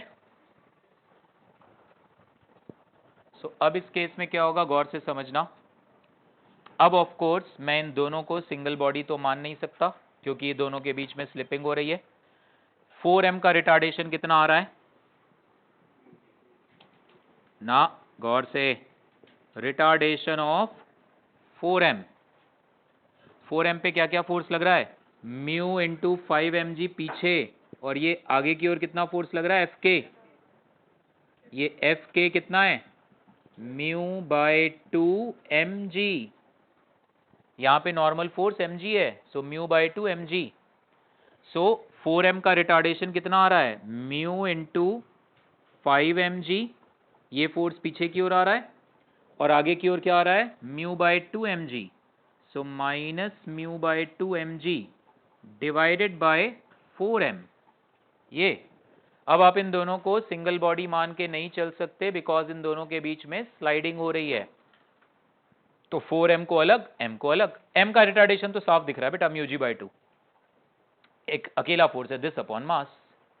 इस पे दो है ना, एक ग्राउंड से फ्रिक्शन है, एक m से फ्रिक्शन है। m से फ्रिक्शन इस पे आगे क्यों लग रहा है पुलकिता, समझ गए ना? ग्राउंड इसको रोकने की कोशिश कर रहा है, ये ऊपर वाले को रोकने की कोशिश कर रहा है। तो जब ये ऊपर वाले पे पीछे फोर्स देगा तो ये m उस पे आगे देगा, है ना? ये कितना आ जाएगा बता दो, m की वैल्यू कैंसिल, कितना आ गए? हाँ 9/8, पक्का 9/8? देख लो एक बारी, 10 - 9 μg/8। ओके भुवनेश बेटे, ये रिटार्डेशन है। और ऊपर वाले ब्लॉक का रिटार्डेशन कितना है? ऊपर वाले ब्लॉक का रिटार्डेशन आ रहा है μg/2। कौन बड़ा है? ऑफकोर्स ये ना, है ना मृदुल बेटे? ये रिटार्डेशन ग्रेटर है ना? कहीं डाउट है बेटे बताओ? ये ग्रेटर है ना, 9/8 है, वो 1/2 है। ठीक है, तो इट्स लाइक दिस। बात सुनो मेरी, एक कार यहाँ है 100 की स्पीड पे, एक कार साथ में है 100 की स्पीड। दोनों कारों की स्पीड क्या है? 100। जैसे इन दोनों की स्पीड क्या है? v0। दोनों ने ब्रेक मारी, एक ने ब्रेक थोड़ा स्लो मारी, एक ने ब्रेक थोड़ा तेज। कार ए, कार बी। कार ए का रिटार्डेशन है 3 का, कार बी का रिटार्डेशन है 5 का। क्या होगा? दोनों की स्पीड 100 थी। ए का रिटार्डेशन है 3, एक सेकंड बाद उसकी स्पीड रह जाएगी 97, 100 से 3 गिर के। बी का रिटार्डेशन था 5, उसकी स्पीड रह जाएगी 95। तो अगर तुम बी में बैठे हो तो तुम्हें तो कार ए 2 मीटर पर सेकंड से आगे चलती दिखाई देगी, क्योंकि शुरू में तुम दोनों की स्पीड 100 थी। अब ए की स्पीड 97 और बी की 95, तो बी वाले को लगेगा ए तो 2 मीटर पर सेकंड स्क्वायर से आगे गई। हाँ या ना? यही काम यहां पे होगा। अब देखो मैं सॉल्व करता हूं इसको। दोनों के रिटार्डेशन आ गए 9 μg/8 और μg/2। दो तरीके से करता हूं, क्योंकि पर्पस वही है, आपका दिमाग चलना शुरू हो अच्छे से। मैं 2 वेज में सॉल्व करूंगा कशिश बेटे, इसीलिए मैंने कहा था खाली 3 क्वेश्चन है, क्योंकि उनमें कितने वेरिएशन है ये थोड़ा बताया था मैंने, है ना? तो देखो इधर ध्यान से। एनीवेज बस 1-2 क्वेश्चन और गौर से देखो। इधर डायग्राम बनाते हैं एकदम क्लियर। ये सरफेस है, यहां पे ये ब्लॉक है, ये 4m है, ये m है, इसकी भी वेलोसिटी v0 है, इसकी भी वेलोसिटी v0 है। इसका रिटार्डेशन तगड़ा है 9 μg/8 और इसका कितना है? μg/2। तो इसके रिस्पेक्ट में ऊपर वाला ब्लॉक आगे भागेगा। रिटार्डेशन कम है ना, रिटार्डेशन कम मतलब काइंड ऑफ एक्सेलरेशन। थोड़ी देर के बाद जब ये यहां पहुंचेगा ना, ऊपर वाला ब्लॉक यहां आ गया होगा। एच वर्मा बुक में यही क्वेश्चन है, कहता है कि मैंने दोनों को एक साथ स्पीड दे दी, बताओ ऊपर वाला ब्लॉक प्लैंक पर से कब गिरेगा? तो गिरेगा पता है क्या? कुछ तो बहुत टाइम नहीं देता। अच्छा सर पीछे गिरेगा? पीछे नहीं गिरेगा, आगे गिरेगा जाके। ठीक है, आगे जाके गिरेगा, क्योंकि इसका रिटार्डेशन कम है तो ये आगे स्लाइड करेगा। मैं 2 तरीके से कर रहा हूं फिलहाल, ग्राउंड फ्रेम से। I am solving right now from ground frame. 4m ने कितना डिस्टेंस ट्रेवल किया? 4m ने ये डिस्टेंस ट्रेवल किया, लेट अस से इट इज s1। मान लो यहां से वहां तक जाने में टाइम लगा t, तो s1 को क्या लिखोगे बेटा? s1 को आप लिखोगे v0 into T minus half, retardation था 9 μg/8 इंटू टी स्क्वायर। चलेगा? ut minus half at square, इसका रिटार्डेशन 9 μg/8 है। इसने कितना डिस्टेंस ट्रेवल किया? अगर उसने s1 ट्रेवल किया तो s1 प्लस l, साफ दिख रहा है। इसने अगर s1 ट्रेवल किया तो उसने s1 प्लस l। उसकी इक्वेशन क्या बनेगी? s1 plus l is equal to v0 t, उसकी भी इनिशियल स्पीड v0 थी, माइनस हाफ, उसका रिटार्डेशन क्या है? μg/2 into T square. Second equation में से फर्स्ट इक्वेशन को जरा सब्ट्रैक्ट कर दो, सेकेंड में से फर्स्ट को सब्ट्रैक्ट। s1 कट गया, l इज इक्वल टू क्या आ गया? l इज इक्वल टू आ गया दिस माइनस दिस गया, this minus this, half t square common ले लो। आराम से बेटा, हमारी कैलकुलेशन थोड़ी स्लो है बेटे। सो दिस माइनस दिस करेंगे तो this is mu g by 2 minus of -9 mu g by 8, तो क्या बचेगा ब्रैकेट में 9 mu g by 8 minus mu g by 2, ये बचेगा भुवनेश बेटे, देख लो। ठीक है, इक्वेशन 2 में से इक्वेशन 1 को सब्ट्रैक्ट, तो L कितना आ गया, हाफ टी स्क्वायर, ये कितना आ गया 5 mu g by 8। So time की वैल्यू कितनी आ गई, टी स्क्वायर कितना आ गया 16 L upon 5 mu g. So this is the answer. इतनी देर के बाद ऊपर वाला ब्लॉक नीचे वाले ब्लॉक में से गिर जाएगा। कितनी कहानी थी इसमें, फ्रिक्शन। फिर ये सोचना देवांश बेटे कि यार ये दोनों इकट्ठा चलेंगे या स्लिपिंग, तो वो कैसे चेक किया, ये चेक किया कि अगर इकट्ठा चल रहे हैं तो कॉमन रिटार्डेशन क्या था और अकेले एम का रिटार्डेशन क्या हो सकता है। हमने देखा यार कॉमन वैल्यू बड़ी आ रही है, तो गलत है ना। आप कह रहे हो यार ये दोनों लोग इकट्ठा 5 मीटर पर सेकंड स्क्वायर से भाग रहे हैं, और फिर मैं कह रहा हूं यार ये इतना मोटा है, ये कहां, ये तो 3 से तेज भाग ही नहीं पाएगा। बेटे तुम्हारी बात नहीं कर रहा हूं कृष्ण, ऐसे ही ऐसे मेरा हाथ चला गया ऐसे, तो हाँ वही तो मैं फिर भी क्लियर कर रहा हूं भाई। तुम कह रहे हो सर ये दोनों ना कॉमन 5 मीटर पर सेकंड स्क्वायर से आ सकते हैं, फिर तुम कह रहे हो सर वो जो बंदा ए है वो तो 3 से तेज भाग ही नहीं सकता था, तो फिर तुम्हारा असम्पशन गड़बड़ हो गया ना। बस इतनी सी बात वहां समझा रहा हूं मैं आपको, और कुछ नहीं है सिमर बेटे। तो आराम से इस क्वेश्चन को आपने दोबारा करना है, ये उस एक्सरसाइज का लास्ट क्वेश्चन है। इसको मैं अभी एक और तरीके से करा रहा हूं, लास्ट पार्ट, ये वाला पार्ट एक और तरीके से बस, ठीक है। इसको नोट करो।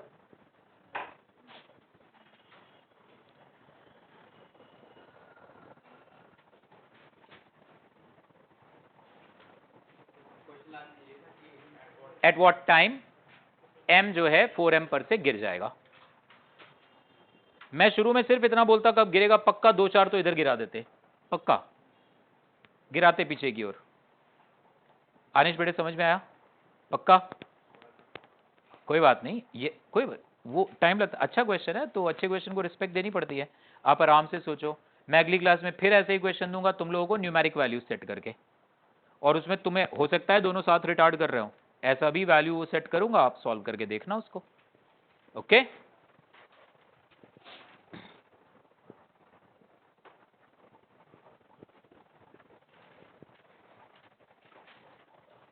ये जो इक्वेशन आई है ना हमारी, ये नोट कर लिया,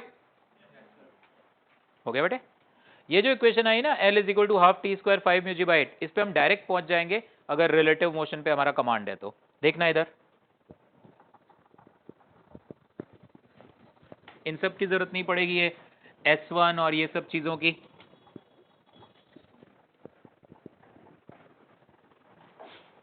ध्यान से देखो इधर, ये 4m, ये m, आप यहां खड़े हो, अब बोलो तुम्हें, तुम 4m पे खड़े हो, मतलब इसको टेक्निकली हम बोलेंगे I am observing motion of m with respect to 4m। बोलो क्या दिखाई देगा तुमको, 5 म्यू जी बाई 8 के एक्सेलरेशन से आगे। एक्सेलरेशन रिमेंबर, एक कार का रिटार्डेशन है 5, दूसरी कार का रिटार्डेशन है 3, तो इस कार के रिस्पेक्ट में ये कार 2 मीटर पर सेकंड स्क्वायर से एक्सेलरेट होते हुए दिखाई देगी तुम्हें। इन दोनों कारों की स्पीड 100 है, एक सेकंड बाद इसकी होगी 95, इसकी होगी 97, 97 वाली आगे निकल गई होगी ना। सी दोनों की स्पीड 100 है, इसमें ब्रेक कम लगाई है, तो जिसमें ब्रेक कम लगाई है वो आगे नहीं निकल जाएगी। सो इसका रिटार्डेशन था 9 म्यू जी बाई 8, इसका रिटार्डेशन था म्यू जी बाई 2 कम। तो जैसे आप कह रहे हो इसके रिस्पेक्ट में ये 2 से एक्सेलरेट कर रहा है, मैं प्रॉपर भी कर सकता हूं, ये कार 1 है, ये कार 2 है, सो इसका भी रिटार्डेशन है -5, इसका -3। So I will say what is the acceleration of 2 with respect to 1, that is acceleration of 2 minus acceleration of 1। Acceleration of 2 is -3 minus acceleration of 1 is -5, ये कितना आ गया +2। सो 1 के रिस्पेक्ट में 2 का एक्सेलरेशन कितना आया +2। Same thing you do here. तो बेसिकली 5 में से 3 सब्ट्रैक्ट हुआ है ना, तो मैं डायरेक्ट कर दे रहा हूं यहां पे। ये नीचे वाले का रिटार्डेशन है, ये ऊपर वाले का रिटार्डेशन है, तो ऊपर वाले का नीचे वाले के रिस्पेक्ट में एक्सेलरेशन कितना हुआ, this minus this, so 9 mu g by 8 minus mu g by 2, ये कितना आ गया 5 म्यू जी बाय 8। तो यहां खड़े बंदे को लगेगा ये ब्लॉक की इनिशियल स्पीड थी 0, इसकी भी वी नॉट, इसकी भी वी नॉट, रिलेटिव स्पीड 0, और ये किस एक्सेलरेशन से आगे आ रहा है, with an acceleration of 5 mu g by 8, not retardation, acceleration. यहां से यहां तक आने में L is equal to half AT², खत्म। आ गया ना आंसर? समझ में आई बात बेटे? ऐसे प्लीज सीखना, आपने प्लीज नहीं सीखना है, वो तभी आएगा जब आप ना खुद से इंजॉय करके चीजों को निपटाने की कोशिश करोगे, गड़बड़ है। खुद से सोचोगे डिफरेंट, आपको अरे हो तो गया सर क्वेश्चन, छोड़ो ना, आप आगे चलें। पर्पस समझो ना, पर्पस इज आपका ग्रोथ, थॉट प्रोसेस की। आया आपके दिमाग में क्या रिलेटिव से सोच सकते हैं, तो सोचो, ठीक है?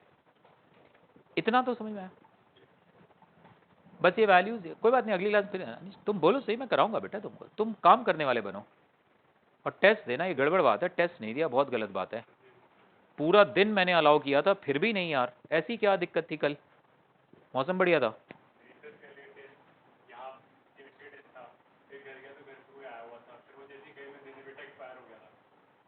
रात के 10 बजे तक एक्टिव था यार, वो 10 बजे गए रात को।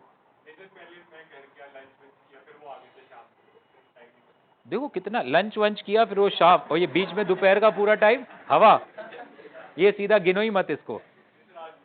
कोई बात नहीं बेटे, कोई बात नहीं, अभी +1 में हो, थोड़ा आराम से। बट एक चीज बात याद रखना, क्लास में जो चीज पढ़ ली, अच्छे से समझ ली, वो ना भूल जाए, नहीं तो यार ऐसे तो फिर आगे बढ़ते जाएंगे और पीछे वाली चीजें उड़ती जाएंगी, वो ना होने दो। आपने जो चीज ढंग से समझ ली है, ट्राई टू रिटेन इट। कि अगर मैं सिमिलर टाइप का कंसेप्ट फिर से आपसे पूछूं, परफेक्ट आंसर तक ना पहुंचे कोई बात नहीं, आप थोड़ा 60-70% आगे आ गए, आपने मिसकंसेप्ट नहीं लगाए। मिसकंसेप्ट लगाने का तो सीधा सीधा मतलब है यार गलत ट्रैक पे जा रहे हो। आप 60-70% ही उस डायरेक्शन में आगे बढ़े, बट सही बढ़े, दैट इज मच बेटर। क्योंकि ये जो प्रिपरेशन है कॉम्पिटिटिव एग्जाम्स की ना, इसमें 3-4 बार रिवाइज करना ही पड़ता है चीजों को, तब जाके प्रॉब्लम्स बहुत ढंग से होना शुरू होती है। ठीक है, तो गलत ट्रैक पे ना जाए, हम फोर्सेस ही गलत दिखा रहे हैं, वो सब तभी होता है जब हम मतलब ढंग से सुन नहीं रहे चीजों को। ओके, अनदर इंटरेस्टिंग क्वेश्चन, ये ऐसा क्वेश्चन टेस्ट में भी है, चलो वही करा देता हूं, इसी बहाने वो क्वेश्चन भी हो जाएगा और आनिश बेटे +4 भी आ जाएंगे तुम्हारे, है ना। उसमें ये ट्रक, ओपन ट्रक ऐसे लेके चलो, ये ट्रक आगे जा रहा है 2 मीटर्स पर सेकेंड से, 2 मीटर पर सेकेंड की वेलोसिटी से आगे जा रहा है। इस ट्रक के ऊपर ये एक ब्लॉक रखा हुआ है, दिस इज द ब्लॉक, ठीक है। कुछ याद है किसी को डेटा ब्लॉक का मास वगैरह? कोई बात नहीं, मैं सेट कर देता हूं। हाँ, मास m, म्यू की वैल्यू 0.1, मास इस ब्लॉक का 1 kg, ठीक। ट्रक वाले ने ब्रेक मारी और ये ट्रक हाफ सेकेंड में रुक गई। अच्छा क्वेश्चन है बहुत। ये टेस्ट में मैंने 2 क्वेश्चन डाले थे छांट के अच्छे, एक वो 3 ब्लॉक वाला हो गया था, वो भी नहीं हुआ, कोई बात नहीं, 2 तो थे, 20 में से 2 टफ थे, बाकी तो स्ट्रेट फॉरवर्ड थे यार। ये देखना मैं गलत तरीके से करूंगा और आप बताओगे नहीं मुझे गलती कहां हो गई, देखना मैं करता हूं। ये 2 तरीके से करेंगे कशिश बेटे, लास्ट ये 2 तरीके से क्वेश्चन करेंगे एंड लास्ट है बच्चे। ये ट्रक वाले ने ब्रेक मारी एंड हाफ सेकेंड में ट्रक रुक गई, in half second truck stops. Aryan किया था ये? हुआ नहीं, अब करते हैं।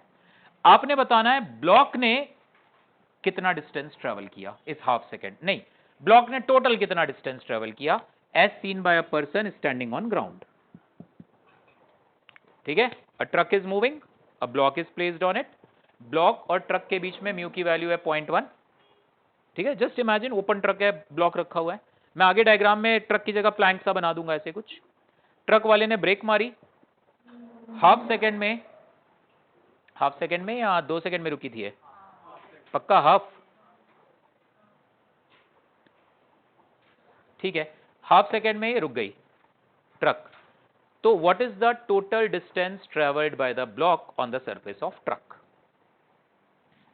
है ना? करो जरा।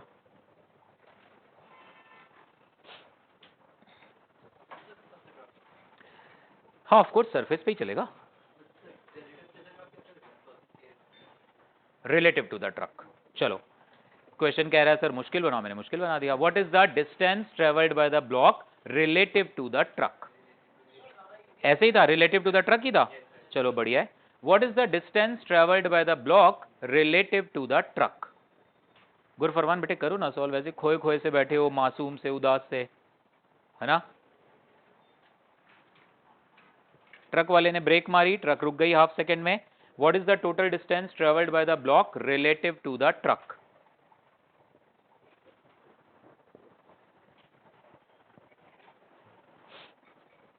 करो, सोचो, आराम से सोचो। दो तो क्वेश्चन अच्छे थे उसमें, बाकी तो straight forward, just practice test था एक। फाइल कितने आए? 47 मार्क्स थे शायद, हाँ ऐसे ही कुछ थे बेटे। बट मृदुल वेरी गुड बेटे, मेंटेन इट, है ना? गुड। तुम्हारे तीनों में ही अच्छे थे, मैं देख रहा था। चलो थोड़ा सा चलता है। हाँ वो सर मुश्किल बनाते हैं, अच्छी बात है, चैलेंज योरसेल्फ।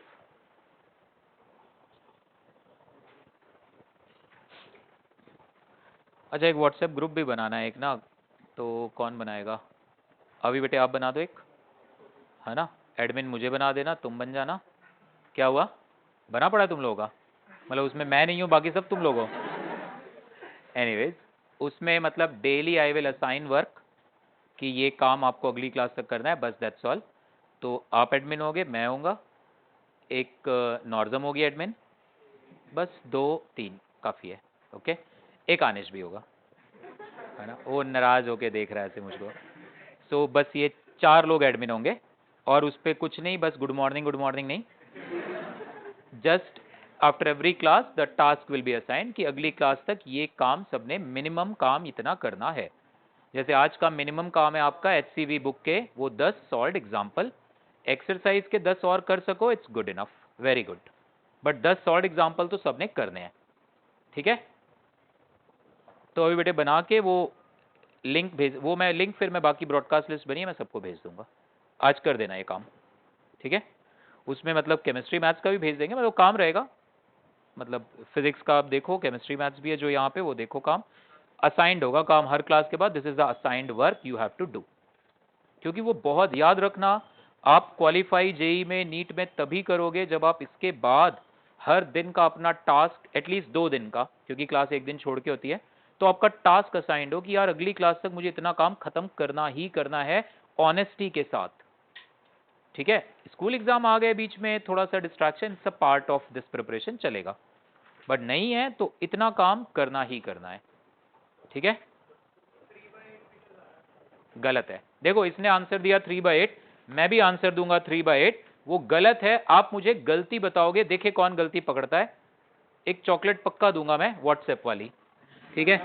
इधर ध्यान दो, हम ट्रक के रिस्पेक्ट में काम करेंगे, क्योंकि क्वेश्चन की लैंग्वेज है distance travelled by the block relative to the truck, तो ट्रक पे खड़े हो जाओ, ठीक? ट्रक वाला 2 से जा रहा था, ब्रेक मारी, हाफ सेकेंड में रुक गया, जरा ट्रक का रिटार्डेशन निकाल लो। v is u plus 80, initial velocity 2 थी, टाइम था हाफ, तो रिटार्डेशन कितना आ गया? 4, वो माइनस मैंने पहले ही लगा दिया था इसलिए मैग्नीट्यूड। तो ट्रक का एक्सेलरेशन का डायरेक्शन किधर है? लेफ्ट। तो अगर तुम ट्रक में खड़े होकर इस ब्लॉक को ऑब्जर्व कर रहे हो तो इस ब्लॉक पे शूडो फोर्स किधर लगाओगे? राइट, है ना? इस ट्रक का एक्सेलरेशन पीछे की ओर है ना, रिटार्ड कर रही है ये ट्रक। तो जरा ट्रक के रिस्पेक्ट में देखना तो ब्लॉक पे क्या क्या फोर्सेस है। आगे की ओर शूडो फोर्स कितना है? MA, A0 लिखो बेटर है, नहीं तो तुम कंफ्यूज होगे, क्योंकि मैं तो MA नेट फोर्स को लिखने की आदत है, ये शूडो फोर्स है MA0, है ना? This is the pseudo force. तो अगर ये आगे जाना चाह रहा है, अब आप इस पे खड़े हो, ये आगे जाना चाह रहा है तो फ्रिक्शन इसको रोकने की कोशिश करेगा। फ्रिक्शन फोर्स की लिमिटिंग वैल्यू कितनी है? 0.1 इंटू mg, ये कितना आ रहा है? 4m। और फ्रिक्शन फोर्स की लिमिटिंग वैल्यू कितनी है? म्यू m जी की वैल्यू 10 लो, 0.1 इंटू एम इंटू 10 यानी 1 m into 1। Applied force greater है, फ्रिक्शन की लिमिटिंग वैल्यू छोटी पड़ गई, मतलब ये ब्लॉक स्लाइड करेगा। तो ये कितना आ गया, m इंटू 1 ये। So as seen by a person on truck, what is the net force? 4m minus m, 3m। 3m is equal to क्या आ गया, ma। तो एक्सेलरेशन कितना आ गया, 3 मीटर पर सेकेंड स्क्वायर। इतने में किसी को डाउट है? हम ट्रक पे खड़े हैं, ट्रक को ब्रेक मारी गई तो ट्रक का एक्सेलरेशन किधर है, पीछे, इसलिए ब्लॉक पे स्यूडो फोर्स किधर लगाया, आगे। स्यूडो फोर्स की वैल्यू फ्रिक्शन की लिमिट से बड़ी थी तो फ्रिक्शन रोक नहीं पाएगा ब्लॉक को आगे फिसलने से। स्यूडो फोर्स आ रहा है m a not, a not 4 था तो 4m, फ्रिक्शन की लिमिटिंग वैल्यू आ रही है 1m, तो नेट फोर्स आया 3m। ये 3 क्या है बेटे, acceleration of the block relative to the truck. तो हाफ, और इनिशियल वेलोसिटी कितनी थी इसकी, 0, क्योंकि ये भी 2 से जा रहा था, ट्रक भी 2 से। सो what is the distance travelled in half second, half into acceleration into T square, 1/2 square. ये कितना आंसर आ गया, 3/8 मीटर। गलत, ये गलत आंसर है। कहां गलत हो गए हम? तो बेटा ट्रक के रिस्पेक्ट में तो 0 था, ये तो मैंने भी पता, एक्सेलरेट ये 2 से जा रहा था, बट ट्रक के रिस्पेक्ट में तो बच्चे 0 वेलोसिटी थी। कहां गलत चले गए हम?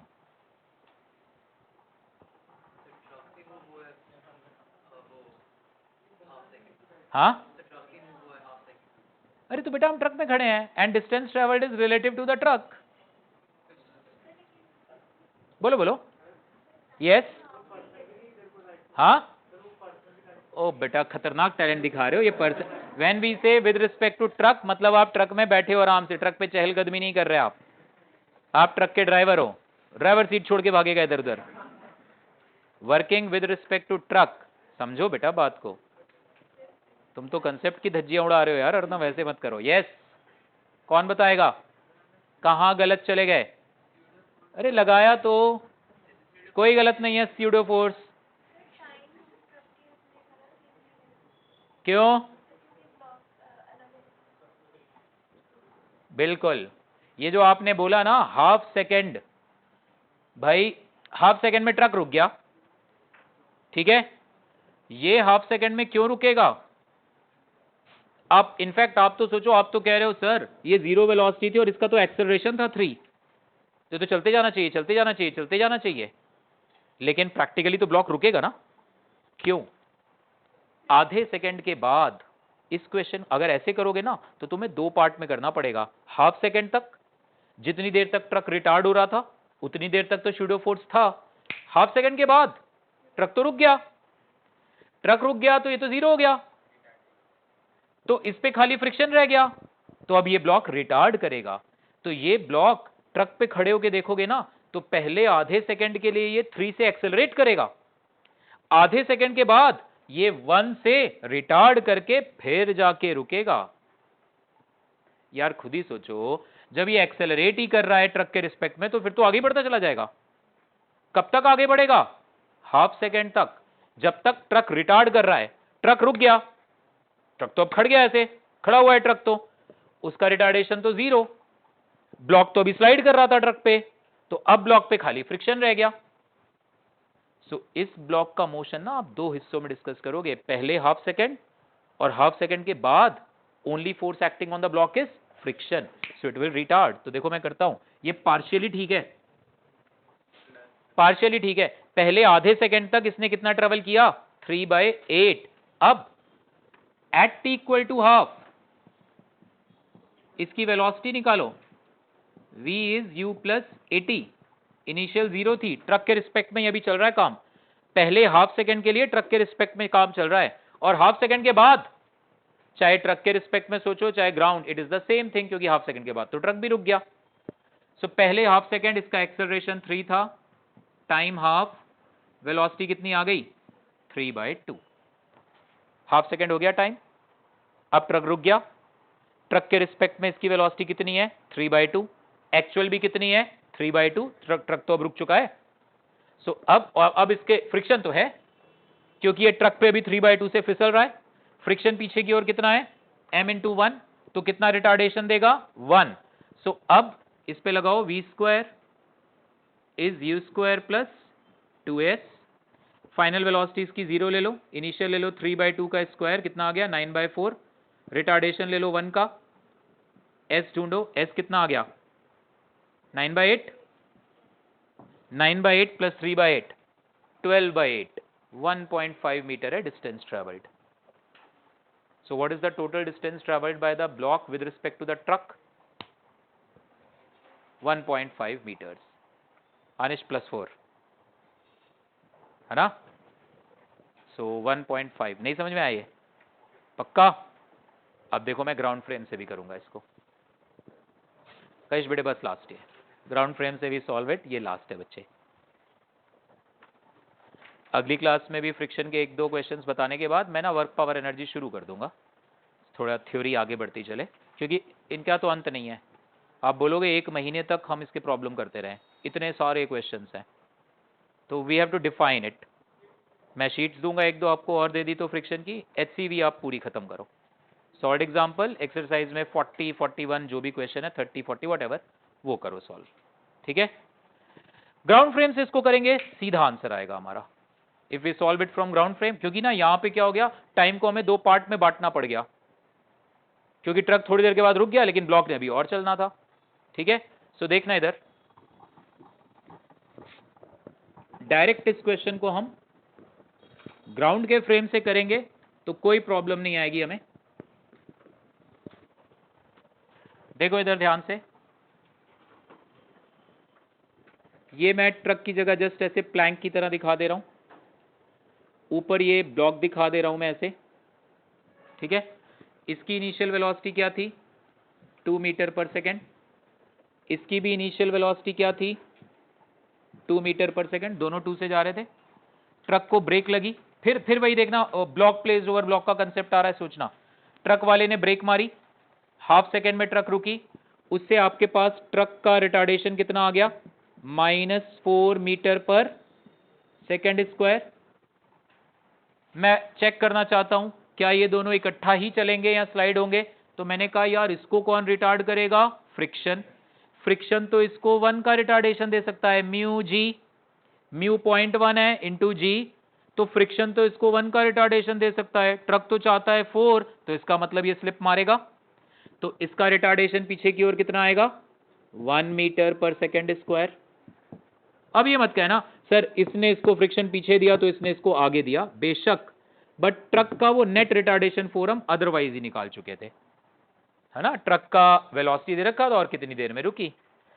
सो नाउ ट्रक का रिटार्डेशन 4 है, ब्लॉक का रिटार्डेशन 1 है, दोनों की इनिशियल वेलोसिटी कितनी है, 2। सो what is the distance travelled by the truck before it stops, that is how much. Truck के लिए वो लगा दो ना इक्वेशन, क्योंकि ट्रक की फाइनल वेलोसिटी 0 होगी ना, तो ट्रक के लिए यूज करो v square is u square plus 2s। Final velocity 0, initial कितनी है 2, 2 स्क्वायर क्या हो गया 4। रिटार्डेशन कितना है ट्रक का, -4 इंटू s1। तो ट्रक ने कितना ट्रेवल किया, s1 माइनस क्या 2 बेटा, नहीं 1/2 आ रहा है ना, तो ट्रक ने कितना ट्रेवल किया 0.5 मीटर। ब्लॉक की इनिशियल वेलोसिटी 2 और ब्लॉक का रिटार्डेशन 1, तो ब्लॉक ने फाइनली रुकने से पहले कितना ट्रेवल किया, v square is u square plus 2s, 0। Initial velocity कितनी है 2 स्क्वायर प्लस 2, एक्सेलरेशन है -1 इंटू s, यहां से s कितना आ गया 2 मीटर्स। तो ब्लॉक ने कितना ट्रेवल किया 2, ट्रक ने कितना ट्रेवल किया half. So what is the displacement of the block relative to the truck, 1.5। ये इजी हो गया, है ना। क्वेश्चन में लैंग्वेज ऐसी थी, what is the distance travelled by the block relative to the truck. तो इनफैक्ट ट्रक के रिस्पेक्ट में सोचने में कई बच्चे उस डायरेक्शन में बढ़ जाते हैं, और वहां प्रॉब्लम क्या आई समझ गए ना, वहां क्वेश्चन 2 पार्ट्स में करना पड़ा। जब तक ट्रक रुका नहीं था, तो ट्रक रुकने के बाद ब्लॉक का रिटार्डेशन अलग, ट्रक के रुकने तक, हाँ ये ना बेटे, 2s is 4, s is 2, -2s इधर लाओ ना, 2s इज 4, ये 2 स्क्वायर है, मेरी राइटिंग अच्छी है ये स्क्वायर था ना, ओके क्लियर है एकदम। एक और बस लास्ट, कोई डाउट है पिछली क्लास के, कोई डाउट्स वगैरह कुछ भी नहीं है? एक और कर लेते हैं बस लास्ट।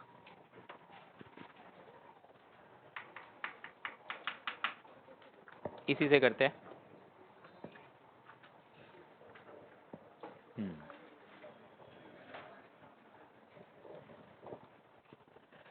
आप सोचना इसको अच्छे से, ट्राई करना।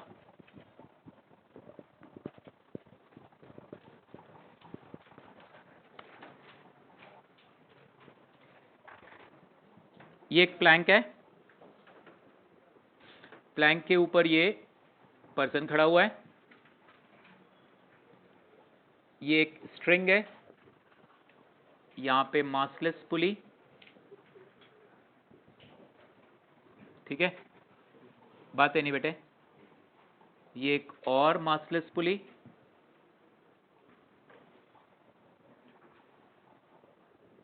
यहां पे ये एक और मासलेस ऐसे पुली आ गई, ये सिचुएशन है।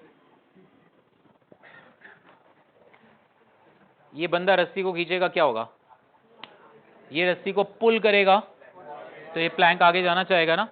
क्वेश्चन इस तरह से है, this is question number 21। Friction between the board and the floor is mu. इस बोर्ड का मास है स्मॉल m, पर्सन का मास है कैपिटल M, यहां पे फ्रिक्शन कोएफिशिएंट इस प्लैंक और ग्राउंड के बीच में है mu, friction coefficient is mu, ठीक है। Find the maximum force that the man can exert on the rope so that the board does not slip. ये पर्सन मैक्सिमम कितना फोर्स रस्सी पे लगा सकता है, मैक्सिमम, सो दैट ये प्लैंक आगे ना चले, मतलब जस्ट ये वर्ज तक आ जाए चलने के, बस इतना क्वेश्चन है। करो try. Find the maximum force that the man can apply on the rope so that the system remains at rest. Last question आज का, करो ट्राई। और होमवर्क प्लीज ध्यान रखना, अभी बेटे वो ग्रुप बनाना है, मैं ग्रुप डालूंगा उसमें, इट शुड बी देयर, और करना है आपने 10 एग्जाम्पल बस minimum. Maximum force so that board बस रुका रहे, तो आप सॉल्व करो कि it is just on the verge of motion, वहां तक आ जाए, बाउंड्री लाइन केस। अगर आप फ्री बॉडी डायग्राम अच्छे से बना ले गए, पर्सन का, बोर्ड का, आप पर्सन को अलग सिस्टम मानो, बोर्ड को अलग, person and board together also you can take, आपकी चॉइस है, करो। और ये एज्यूम करो कि बस बोर्ड आगे को बढ़ने वाला है, बस।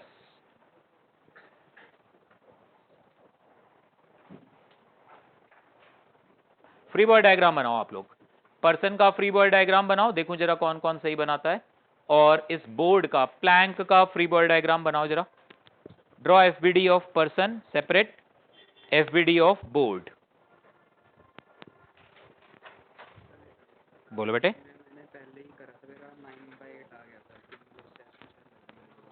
9/8 क्या था? नहीं, लेकिन आंसर तो हाफ मीटर है, 1.5 मीटर आंसर है, 9/8 तो आंसर है ही नहीं। 9/8 में वो भी तो जुड़ेगा, 3/8 पहले वाला, 12/8 आंसर है, 1.5 मीटर आंसर है पिछले क्वेश्चन का। आप फ्री बॉडी डायग्राम बनाओ, पर्सन, वो देखो रस्सी कहाँ गिर रही है, नीचे जमीन है ही नहीं, तुमने जमीन ही उड़ा दी। उठाओ बेटे प्लीज, ये ना मैं बेटा सामने ये ऐसे लापरवाही से काम हो रहा है, this is not right. Next class में मुझे रजिस्टर दिखना चाहिए, और एटलीस्ट आज वाला लेक्चर फेयरली वहाँ होना चाहिए, ये आपका एडिशनल काम है। ऐसे आसान थोड़ा यार, रस्सी में टेंशन वेंशन कुछ लिया ही नहीं तुमने, बेचारी रस्सी ऐसे ही फालतू में इतनी पुली में से घूम घूम के आ रही है, क्या यार, मतलब ये बिना इसके कैसे सवाल होगा यार भुवनेश। ये एरो किधर लगा दिया, उधर को, भाई स्ट्रिंग विल ऑलवेज पुल, ये होगा by the string on this pulley, by the string on this plank is right. Free body diagram बनाओ अभी बेटे, क्लियर एकदम। पर्सन का एफबीडी बनाओ, बोर्ड का एफबीडी बनाओ, क्लियर एकदम एफबीडी बनाओ, दोनों के अलग अलग बनाओ, पर्सन का और बोर्ड का दोनों का एफबीडी बनाओ।